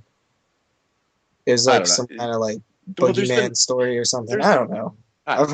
The story of looking, or if the killer sees you, or if you see the killer and you die. I mean, this has been done before. But the problem with this movie is that, the setup is so fucking predictable. The characters are mostly unlikable. It's acted pretty bad. I thought the direction was shitty in it too. But Tony Todd was good. Like, telling the story is just creepy as shit. Best thing about the movie, the effects are all right. They are practical, which is kind of cool. It's kind of funny that you say Tony Todd's creepy, because he was like the nicest dude ever when I met him. He was so nice. Really? I heard he was a dick and tries to start your girlfriend. Really? Well, he's nice to me. No, it's a Holliston reference. Oh, Yeah. well, I haven't seen Holliston, so I wouldn't fucking know. It's the way he's telling the story about Jack the Reaper in this. He's just in that real low tone kind of man voice and Tony stuff. Todd's voice is fucking awesome. Yeah, it's good, but he's definitely the best part about this film. But it's just all cliched. It's got like a kind of like a twist ending to it and stuff. The carnival setting's cool. You don't see a lot of films set in a carnival. I wish there was actually more, but Yeah, there are quite a few. There is quite a few. But I mean, there are. I mean, I guess You wish you could see a few more good ones set in Yeah. carnivals. Is what you're That's saying. what it is. But this one is set in like a a fucking rundown dead carnival. So there's no people around. It's just them. So it doesn't really have that full So why the vibe. Like fuck would they nothing's go there for help if there's nobody fucking there? well, because they don't know that at first, right? They just notice that there's a carnival, and you think that You a would carnival think is that there would somewhere. be somebody there, like at Because least generally like a carnivals security are guard. they're well carnivals fucking I mean they're usually moving shows, right? So there should be Yeah. people there. So that was the whole thing. So they go there, and of course it doesn't work out very well for the characters, and it's kind of mean spirited at times. There's this one girl that's she's actually deaf. Oh man, her death is so funny. I'm not gonna lie, man. I laugh so hard, but overall the movie it's just too cliched. It was very uninteresting. I hated most of the characters in it too, which is so annoying. Um, I just yeah, picked this up. it's a below average film, man. I probably give Why it are like you guys watching all kind of 4.5. shitty movies this week? 4.5 out of 10. You're Oh, fucking just wait till downing my me out. next movie, JP. We're gonna have a You good one guys are on that one. downers, man. Oh, It's not well, my fault we watch shitty why do you movies. It just why do comes you up. keep interrupting me every fucking 2 seconds? Me? Oh, you answer that one. No, JP. Ha, yeah. Anyways, what I do. Jack the Reaper, not good. All right.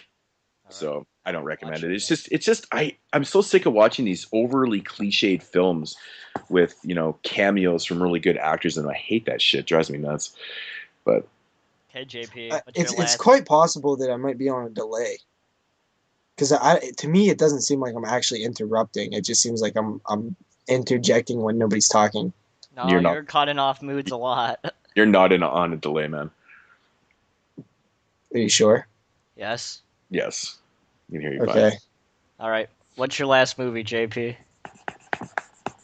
The Plague. It's from some 2006. It's a This is a Clive Dark Sky Barker Films. Productions. Dark Sky Films. No. Oh, maybe that's Plague Town. I'm thinking of. Yeah, this Clive Barker produced this or something. I would say it's like Village of the Damned meets Children of the Corn meets a zombie film. Didn't he write this movie? Isn't it No, based on a short story? I don't think he did because it doesn't seem like anything from him, based on what's happening. It might if it is, it's loosely wrote by him. No, it's not wrote by him. This one, it had a cool concept. One day, every kid under the age of, I want to say, 8 or something like it's 8 or 7, or 9, just goes into a coma. Every kid above that age is normal, and then it flashes forward 10 years, and society pretty much is going extinct. Nobody could have kids. Anybody who has a kid, it instantly goes into a coma. So we're kind of feeling like the world's going to end, because how can we live on if everybody goes into comas when they're born? Interesting idea, and the last of the kids who were, right above that age, that didn't go into comas, they're now, I believe, 19, or yeah, I think they're all 19 now or something. And so all the kids basically snap out of the coma. They all have this some kind of bond with them, and it's basically kind of like a zombie film, but they're not zombies. They're mad kids who are not really kids. There's different ages because it's 10 years later. Some of them that were 5 when it happened would be 15. Some that were 3 when it happened would be 13, and they're basically terrorizing a group of people. It's kind of like a post-apocalyptic type thing.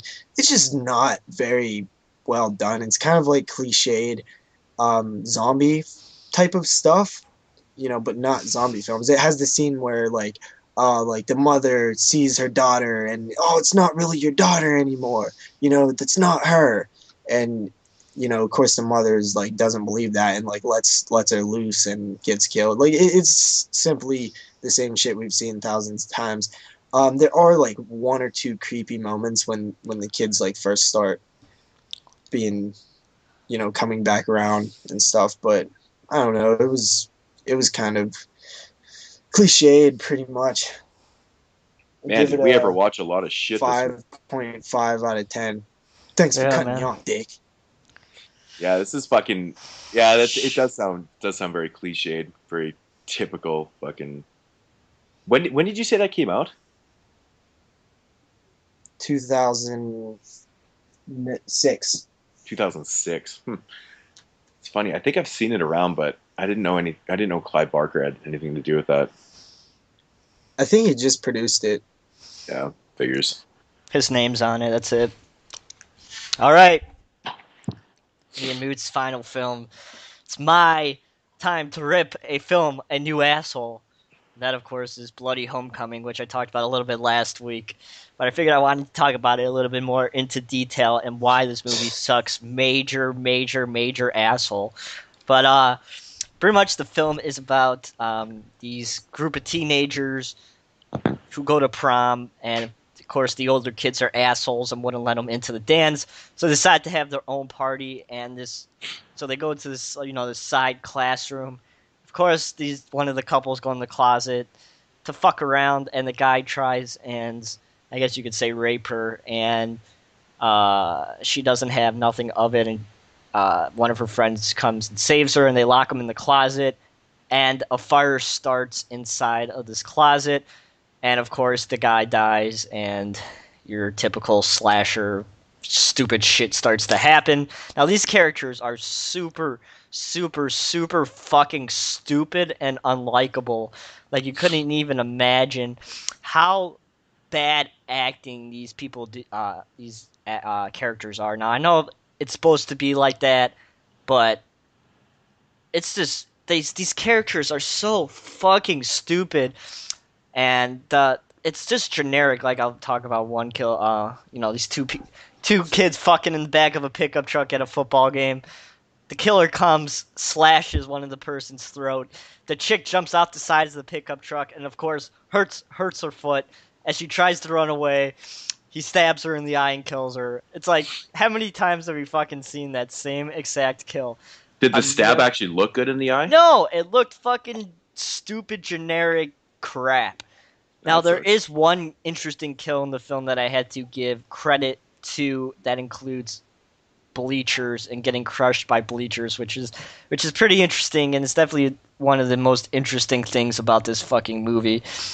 But yeah, it's just a really bad, generic, bad acted, annoying fucking characters, piece of garbage that I absolutely fucking hated. I know this Mood said this is on a lot of people's top 10 lists, but I have no fucking idea how or why. Maybe I'll have to watch some of these videos to see their fucking explanations on this piece of garbage trash. And the kind of, the ending, those huge, surprise, so fucking predictable and stupid. And it makes no fucking sense at all. I just fucking hated it. It's worse than Cube². I gave it a 1.5 out of 10. Holy shit, man. I seriously can't believe that this was on a lot of people's top 10 lists, or even honorable mentions, or... I mean, it made some type of good list of 2013 releases. I mean... But this is why I'm so intrigued to watch this movie, because some of the people that I saw do their videos, and, I won't mention their names, but, their lists were pretty good. Yeah. And you're blasting the shit out of this film, so I have to see this movie now. It makes me hated it so It makes me want to watch it so much, because I'm just so intrigued that, someone can hate it so much and other people can love it so much. So it's right up my alley. Fucking hated it. I thought it was garbage. So, yeah. I have this feeling that, like, I'm going to watch it and it's not even going to be that bad. I just have this feeling. I don't know. It seems like something I would like. That's why I've been so intrigued too. I think that, I don't know, man. Slasher films, though, I kind of bias towards them sometimes. I kind of give them a pass sometimes. But I don't know. I got to see this, though. It just seems up mine and JP's alley for sure. Yeah, it's garbage. I can't wait. All right, so you gave that a 1.5 out of 10. 1.5. Absolute shit. I think that's the lowest rating that we've ever given on this podcast. Yes, it was. That's a fucking low rating, dude. It's horrible. Like 1.5 is it's so crazy. Terrible. Dude, a movie has to be like nearly unwatchable for me to rate it that low, I think. Well, I almost turned it off after the first like half hour, but I don't turn off anything because I obviously didn't turn off Cube², so I obviously wasn't gonna turn off this. So Well, you rated Cube 2 higher. yes, because at least I don't know. It was just garbage. I hated Well, it. I know that doesn't really correlate with Yeah. the rating things, but I mean, I was so close this week to turning off Cherry Tree Lane, but I can't bring myself to turn off a movie. If I'm going to get more than half an hour into a film, I'm watching the rest of it. Yeah. I'm kind of weird like that. I'm very kind of yeah, I'm really weird like that too. yeah. So, but yeah, Cherry Tree Lane is probably I think the lowest rated film I've done on this podcast so far. So this has been a really interesting week. All shit stains. Fuck, I kept so. So, anyways, yeah, my fifth and final movie of this week is another anthology film released by Full Moon, and it's called The Haunted Dollhouse. Now, I had no idea going into this what this anthology film was all about. I just saw that it was all directed by Charles Band, which I was like, well, it can't be too bad. And then I popped it in, and I got about 2 or 3 minutes into the first segment, and I went, I have fucking seen this before. I'm like, you've got to be kidding me. So I paused the movie for a minute, and I looked it up, and I was like, you've got to be kidding me. Basically, what this is, The Haunted Dollhouse, it's 3 shorts that are just cut down to make an anthology film. So the first short, 3 shorts that are cut down to make an anthology film. I mean 3 full-length films It's like that are cut it's down. like Puppet Master. Yeah, and... you guys didn't know that's what that was? No, I had no idea. Got to research a little bit. Well, whatever. This was like fucking dirt cheap anyways. Yeah. But anyways, yeah, the first segment in the movie is called The Protectors, but it's just basically an edited version of Skullheads. Mm-hmm. And I was like, oh, shit, man, because I actually really enjoyed Skullheads. I thought it was pretty cheesy. But the way it's cut down in the short, you're just like, and I've seen the movie, I was like, wow, what the fuck, right? And then the second one is called Worry Dolls, and that's from Dangerous Worry Dolls. Yeah, I like that one. Yeah, and then the third one is Dangerous Toys, and that's from Dollman vs. Demonic Toys. I've never actually seen Dangerous Worry Dolls before, so the second one was kind of intriguing to me. But the first and the third skits, I've seen the full films, and I was very, very disappointed with this. Overall, I mean, I guess it would work fine if you've never seen any of the films, but you know, why would Full Moon, or why would Charles Band put out this film? Why would you edit down full-length films and just create Is that a serious anthology? question? Like, it's a rhetorical question, JP. I thought so. I'm just like, why would you ever fucking do this? It makes no sense. I mean, obviously, it's just a money thing. You put out another release, you might generate some fucking. I mean, it's basically all profit for you because you didn't put anything into it except for the little kind of transitions in between the shorts, right? I don't know. You've seen this before, JP? No, I knew about it though. That's why I didn't. I had no interest in it. I did see Dangerous Worry Dolls. That's the only other 3 I've seen. That's actually one of the better full moons that I've seen of recent. Full moons. I actually like Dangerous Worry Dolls quite a bit. Well, that's interesting because I need to definitely seek out that one because I own Skullheads and Dollman vs. Demonic Toys, but Dangerous Worry Dolls, I got to check it out because I really enjoyed the short or the edited version of the film or whatever the fuck you want to call it, right? That's such a silly fucking concept, dude. I can't believe that happened. I know, it's just so weird. And watching Dollman vs. Demonic Toys edited down to like a 30-minute short is weird. They cut out, like, it's so jumpy. It looks like it was edited by one of us. It's just like, holy shit, this movie's only 30 minutes now. It's so silly. But, I don't know, Dollman vs. Demonic Toys is such a fun film, but it's too bad. But anybody that have seen these films, exactly what this is, so I don't really want to get into this. I was really disappointed with this release, so I don't recommend it. Just go out and get the full-length films. Fuck. Yeah. All right. So, gonna move into our pick of the weeks. Bet your Moodz can guess what my pick of the week is gonna be.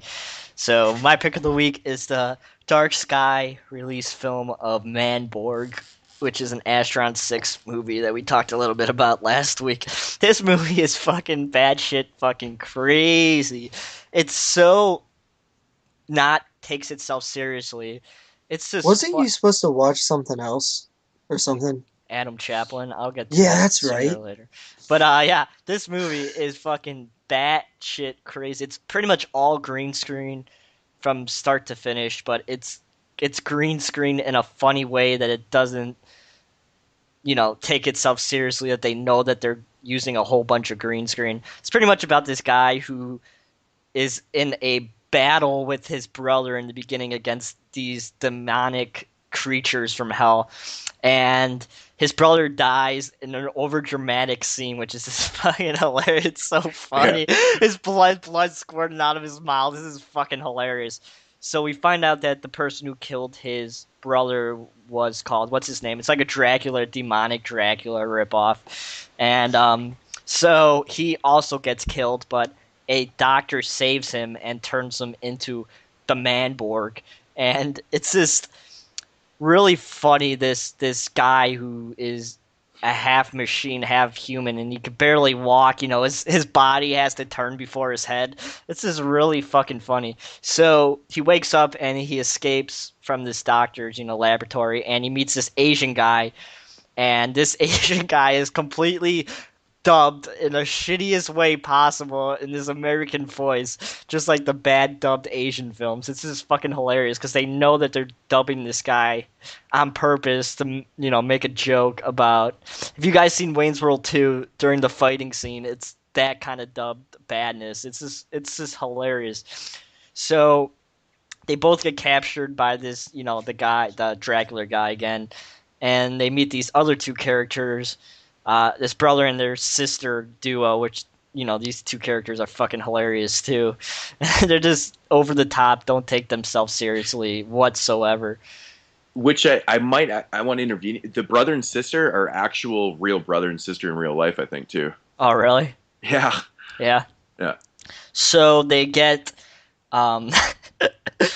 put into this arena type, ancient Greece type situation, battling all these demonic things, and Manborg's finally figuring out what he is and fucking shit up in massive laser explosions and close-up fight scenes. This is fucking hilarious. So as the film goes on, he's trying to kill this giant Dracula guy in all these funny, hilarious ways. It's just over the top, batshit crazy. It's 60 minutes, pretty much right on the dot. So if you guys have an hour to spare, it's definitely a film you should check out if you like really cheesy, over the top, doesn't take itself seriously, know what it's doing type film. Like I said when I talked about this movie, was that I just wanted like another 10 minutes because it was so entertaining and fun. Usually I don't say I want more time in a film, but that one right there was just, oh man, it's just so much fun. Yeah, I agree. I gave it an 8.5 out of 10. It was a blast for sure. Yeah. One thing I love about that film is the dialogue, man. Yeah. It's like that this guy's interrogating him. It's like, what are you going to do? And he's like, yes. In like a fucking generic voice, one-word answers. I can't remember the one guy's name, the guy's real name, but the guy that's playing the Australian character. Yeah. He's part of Astron 6, but he's doing that fucking accent is just so funny to me, man, because I know that he's Canadian, right? And it just makes me laugh the whole time. But the dialogue is so fucking funny in that movie. It just makes me laugh like constantly. Yeah. They're so entertaining. It's really funny. You guys should definitely, if you guys like Father's Day and other Astron 6 type shorts, you should definitely check it out. It's fun. Yeah, Manborg and Father's Day are two completely different films. Oh yeah, just that's what I like about Astron 6. If you've checked out their shorts and stuff, like Troma put out this double disc, thing of all their shorts, and it runs about 5 hours, and they're so different. I know I've mentioned this before, but you have everything from like straight up horror to like sci-fi to like comedies to like, they have just such a wide range of topics and shit that they do. So very cool. Definitely check that out. Yeah, I loved it. It's fun. All right, Moodz, what's your pick of the week? My pick of the week is actually a film that I did on week 1 of my 88 series on YouTube, and that is Scarecrows from 1988. Wow, this movie is fucking phenomenal. This is like one of the best Scarecrow films I've ever seen. I seen this movie years ago, and I so happy to finally get a copy of this and revisit it, because it's just an amazing film. It's basically about these ex-military, guys that pull off this crazy multi-million dollar heist, and they steal this cargo plane, and now they're on their way to Mexico, get the fuck out of the country. And so on their way to Mexico, one of the guys one of the one of the criminals goes a little AWOL, and he jumps out the cargo plane with all the cash. And little does he know, he lands into this field with all these like crazy scarecrows and shit. And the setting is just fantastic. And of course, there's like this abandoned kind of house deal, so he kind of goes into that shit. And of course, the rest of the criminals, they fucking, they follow escape. They land the plane and they go after the guy that went AWOL. Now they're looking for the cash and stuff. And of course, these scarecrows start picking them off one by one and shit. But I tell you, man, this whole movie's set in the dark. It has the fucking setting is just fantastic. The scarecrows look so phenomenal. They're actually really creepy and shit. And the effects are awesome. Isn't it? This DVD is out of print. And the effects are really cool. The one thing that someone mentioned in my comments that, all the characters in this film are so unlikable. And it is true, because like you're not really supposed to like these characters though, because I mean, they're all criminals. They've done these bad acts and stuff, but they are pretty unlikable. And that's, I guess, kind of unlikable is in like bad characters, or just not likable characters? They're just like the actual characters are just not likable. They're just kind of dicks and stuff, right? They're just okay. They're like, so they're not Evil Dead unlikable. No remake. No. They're just the characters themselves. They're just bad people, right? And they're just kind of playing off that, like in a lot of films, the bad characters, they're not meant to be liked, So that's kind of what it is. But these, it's just the atmosphere in this movie is so amazing, and the way the scarecrows come along, and the story kind of develops. You kind of learn things, and but you don't learn it fully, which is kind of cool too. It's not spoon fed you at all. This movie's it's more about the atmosphere and just what's going on and shit. It's fucking cool, man. I love the part in this film when the dude the AWOL guy, he finds this truck by this abandoned house, and he hops in the truck. And he's trying to make his getaway in this old 50s style Chevy kind of deal.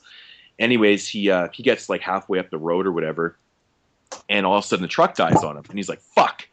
Right? So he opens up the hood of the truck, and there's no fucking engine in the truck. And then you're like, "What the fuck, man?" Yeah, this movie sounds badass. Yeah, and it's kind of before everything kind of goes down. You're like, "What the hell?" And then you're wondering, well, what the hell? Like these things have like supernatural powers, and very, very cool film. It's an MGM release, right? Yeah. So maybe fucking Scream Factory would pick that shit up. That's what someone said in the comments. Someone did mention that, and I never even thought of that until they mentioned it. I did think of it. Fuck, dude. Honestly, if Scream Factory picked this up, I would. Imagine the cover, dude. Oh, dude, totally. I would be on Boner Central for like a month. It'd be insane, because this is a perfect title. We can influence Scream Factory's choice. Everybody get at them. Tweet them. Totally. We should. I wonder if they even have, because I know that there's so many more films apparently that they have sitting around that they can release, but I hope this is one of them, man. This would be amazing. There is some that they just legally can't get a hold of, but I mean... For sure. Yeah. If that one's available to get and enough people scream about it, it'll happen.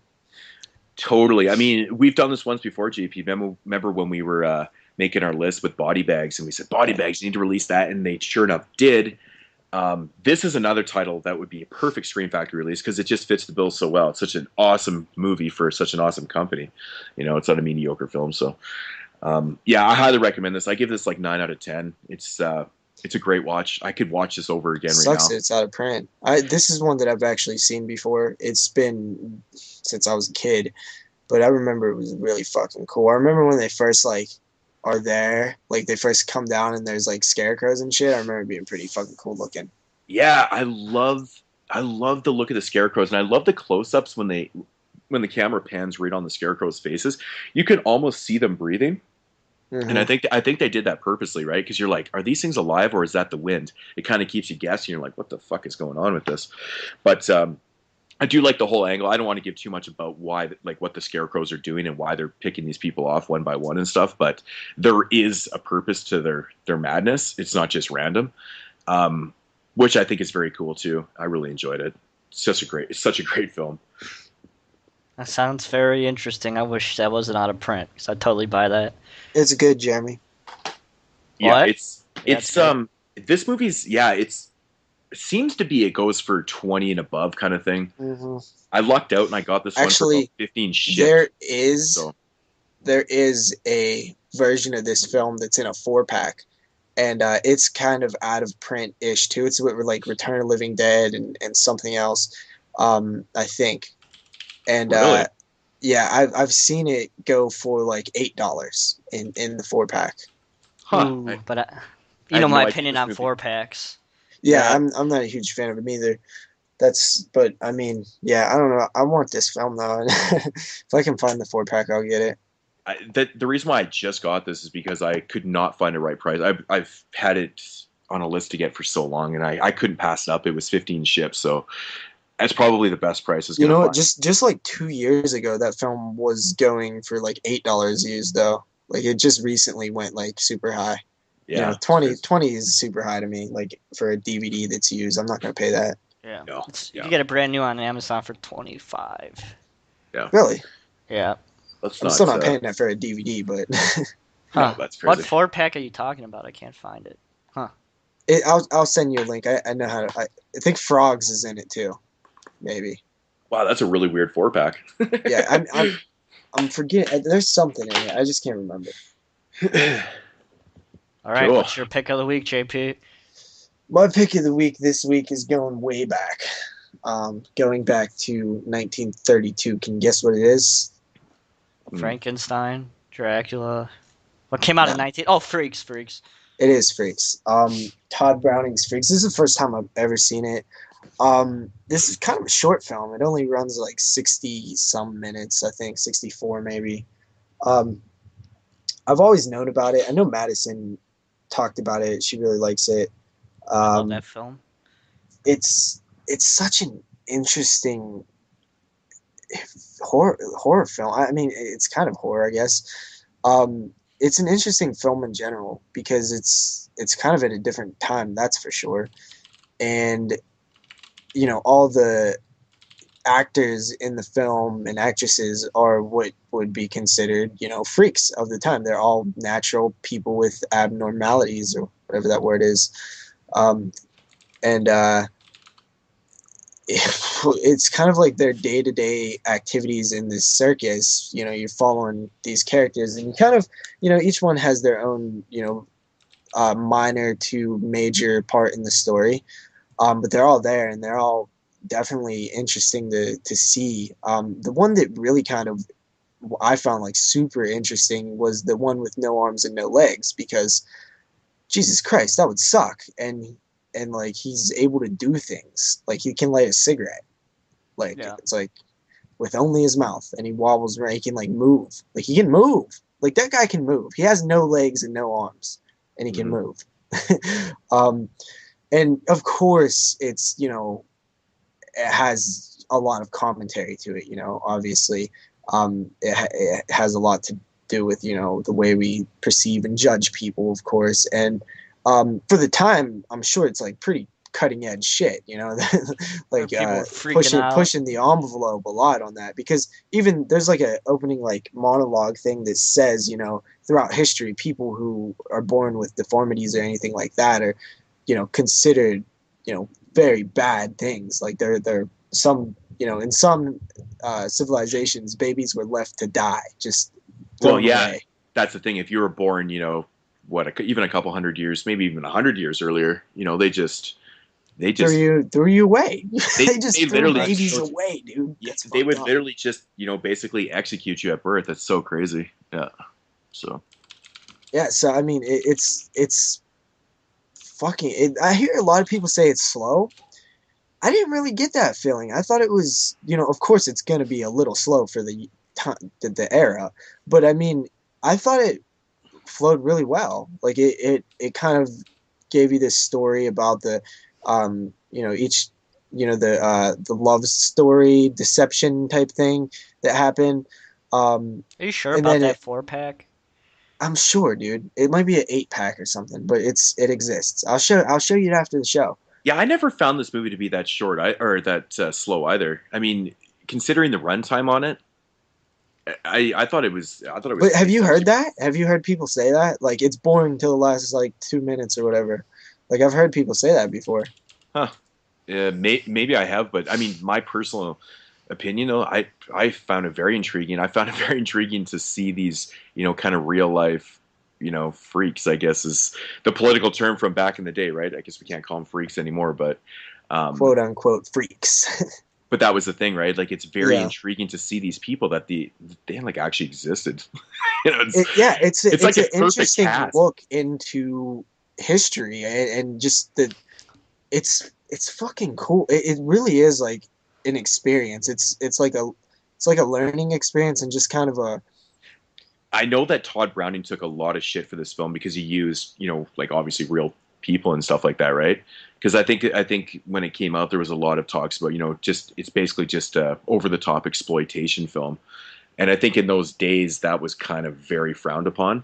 Mm-hmm. I mean, if you're not using makeup and creating these monsters, and you're actually using real people with no arms and no legs, you're just looking at it as like a big exploitation, and it was kind of rough for the times for him. But I think that's why this movie's so fucking effective. One thing that I honestly was wondering going into it, and to me, I didn't get one hint of exploitive like type of filmmaking there. Like, to me, it really didn't seem at all exploitive. I think it's just the point of using those people in a film. I understand why it was, but I mean, yeah, they were wrong. Like, is what I'm saying. Like, totally, because especially like what happens in the outcome of the film, right? Yeah. You're not exploiting these characters at all. Even it, like I said, the guy that lights the cigarette, with no arms, no legs. It's kind of almost showcasing, like, look, he can do this. Like, isn't that amazing? Like, so it never seemed to me like it was showing these things in a way that was, exploitive to the person. If anything, it was doing the opposite. And it was like kind of showcasing the amazing things that some of these people can still do. And I really, really, really found the main little person, I think that's the right word, very likable. Like, he was cool, man. He was a little cool dude. Mm-hmm. Yep. You felt for him. But yeah, this is a film that is, I recommend everybody who's a fan of like film and horror should definitely see this one. It's something that definitely has its place in cinema history and stuff. I really, really enjoyed it. I give it an 8.5 out of 10. Yeah, that's probably an appropriate rating for it. And the ending, dude, come on, that was fucking wow. I know, the ending's fucking amazing, and especially for the times too, right? It was scary, dude. Like the Martin rain thunders and shit. It's so beautifully shot. And one thing about this movie that I really, really love, and it just still, it kind of creeps me out, is the fucking, maybe it's just because in general, but carnival music and that type of eerie soundtrack just, I don't know, man. I find it works so, I love that shit, man. It just works so well. I think the music is awesome. Cool. Is that it? Yeah, that's it. All right. So that What'd is you think of the soundtrack, JP? Good, greatness. Okay. All right. What did you say? I said, yeah, I was just asking you about the soundtrack, like the music in it. I think it just works so well. Oh yeah. Okay, I thought you said what did I think of the film? I was like, I said it was great the whole time. No, just the way, like, carnival music, but that old school, like, that soundtrack is so fitting. Like, I mean, obviously this is kind of like the normal music that's played at these carnivals. It was also the sounds around, like just the sounds of the carnival that really fit in well, and like the just the happenings going on around, it was just cool. Yeah, I always think that carnival music is some of the creepiest sounding music ever. It doesn't even matter what type of setting you put that theme music in. It makes anything creepy. I don't know what it is about carnival music, man. It just gives me the willies, man. All right. Is that everything? Yeah. All right. So that was all the films that we watched in the last 2 weeks or so, which, we're pretty shit on the shit stick with all of us on the amount of shit that we watched these last few weeks. So yeah. So now Those was all actually films that I watched this week alone. Yeah, this is all that I watched this week too, actually. Yeah. Not even all. Fuck, man, I left out like 6 films. Yeah, we know that. I watched a few before last week's show. But anyway, we're gonna hop into this segment for the film of the week. And it's one of my favorite films of the last 10 years, of course, and that, of course, is Jason Eisner's Hobo with a Shotgun, put out by Magnet, which is just a fucking awesome film.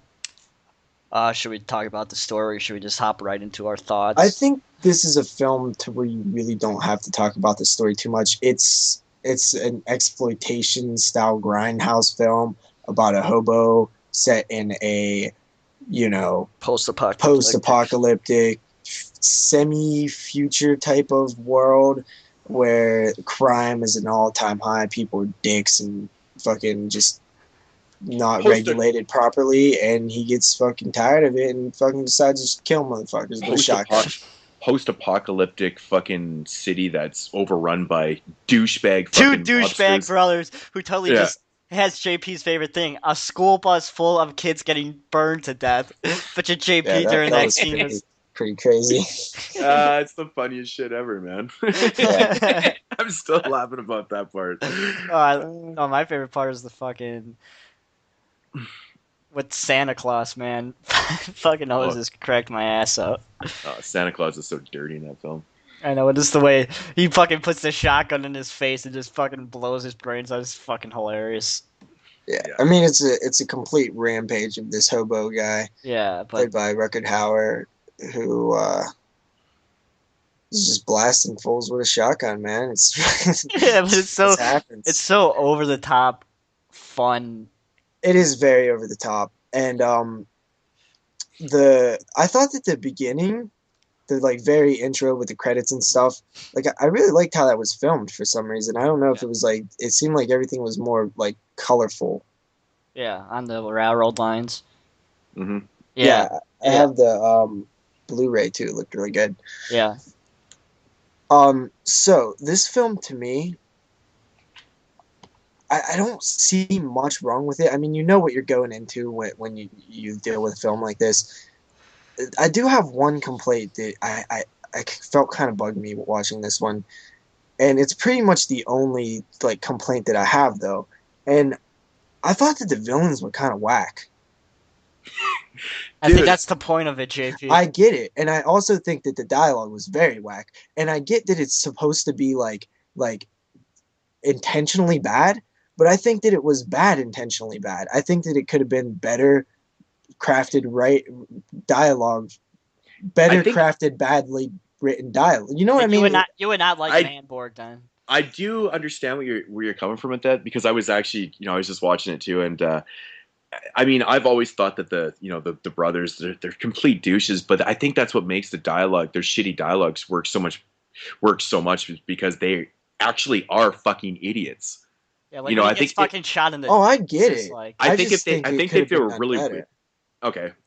Yeah, I understand where you're coming from totally, but yeah, they're just so douchey, and when they say shit, you're just like, what douchey the is fuck? The perfect word. You're like, you guys are fucking idiots. So if they started saying witty things, I would have been like, oh, that doesn't really fit their character. Yeah. I mean, but it's like some of the dialogue is just like completely just like there's an example where like the nurse is on top of the girl and she's like, "Don't die on me, you whore." And it's like, well, that's like really simple, right? Like, can't you just have a little bit like more? Like it's supposed to be like that, though. I understand it's supposed to be intentionally bad, but there's a more creative way to be intentionally bad than just writing the first thing that pops into your head.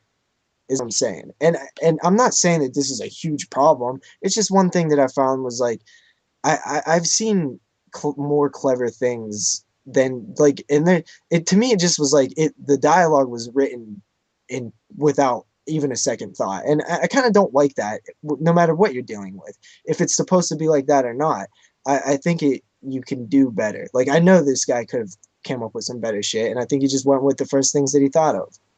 It's his first feature-length film. You gotta cut him a break. Well, Jason Eisner didn't write I don't think he wrote the screenplay for it. I think there was an actual writer for it, but that's besides the point.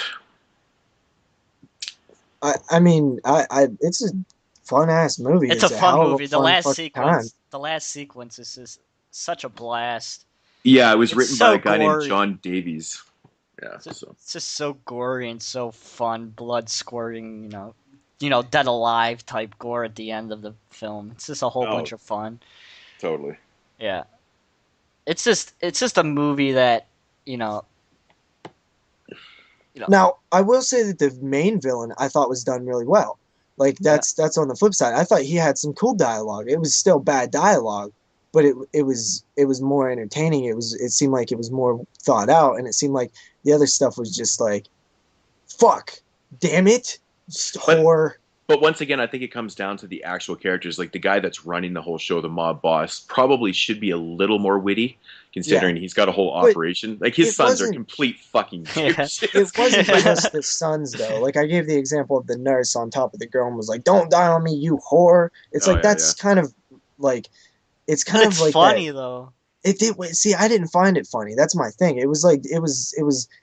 I found like the funny stuff, like the kids like getting burned up and like the fucking heads being ripped off and stuff like that. That was funny to me. See, I found the funniest kill in the movies in the beginning with the bumper cars with the guy's head getting fucking that's funny. But and the kid who's like, "Mom, I'm telling you, I need my allowance early." Like that's funny. But the shit that's like just like cussing and just like just simple like it seemed like a 5-year-old wrote it. Have you seen Gutter Balls? No. Do you not like Gutter Balls then? I don't, but it's not that I don't like it. I still really like the movie. I like it a lot. I'm saying you won't like the dialogue though, because Gutter Balls is fuck out of every other word is fuck. But I think that's fine. I mean, like a Tarantino film has a lot of fucks in it. You know what I mean? Like it's not about. It's just that it's the way that it was done. It was just like it just didn't have any like weight to it to me. I don't know. It was just one thing that I noticed that I didn't really care for too much. But I mean, there was a lot of things I really liked about this one. I actually really surprisingly liked the cheesy angle of the hobo and the hooker, and I was almost expecting a sequel film like one-armed hooker with a hatchet or one-armed hooker with a chainsaw or something. Come on, spoilers, man! Giving spoilers away. It's funny that you mentioned cheesy relationship between the hobo and the hooker. I thought that in the beginning of the film made me laugh so fucking hard when Rutger Hauer is looking in the pawn shop and he sees the lawnmower for sale and it's like $49.99 and like the music kind of cuts and is real cheesy and he's kind of like. And you're like, he's going to do something with his life. You're already rooting for him and shit. It's so cheesy. And then he sees Santa Claus fucking... Yeah. he buys the shit. This is so good. There is dialogue that I thought was funny. Like when they're like, we need to go start our own business. No. It's like, I need to buy a lawnmower so I can start my own business. And she's like, no, we. And like, I thought that shit was funny. But there's just like so many other parts that I thought the dialogue was almost awful, honestly.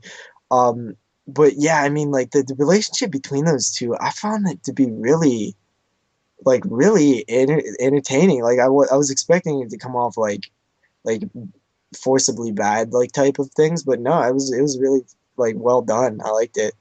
And it's just funny how like corrupt the police force really is. Like that guy he's like on the same douchebag level as the fucking brothers a little bit.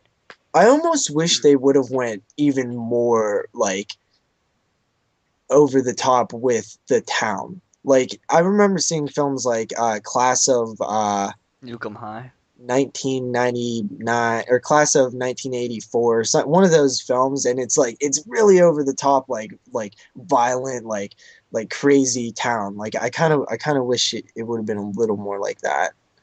I mean, it still was pretty.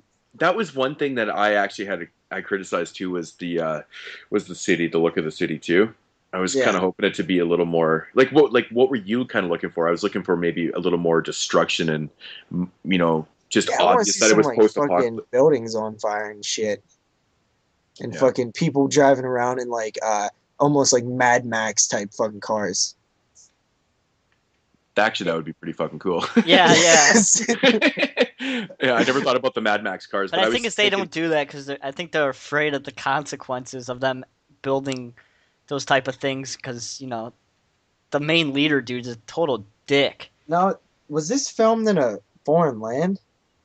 It was filmed in the foreign land of Canada, more specifically Nova Scotia. Okay, I thought so. Yeah. which is not too far away from you, right, Moodz? Nova Scotia is completely on the opposite side of Canada. Fuck! My geography of Canada should get better. Dude, You it's gu- Canada. you guys- it doesn't really you guys- matter. It's you fucking two- one place. You two are just a hop, skip, and a jump from where this was filmed. I am, on the other hand, am so fucking far away from it. I couldn't be any further away from where this is Fuck. filmed.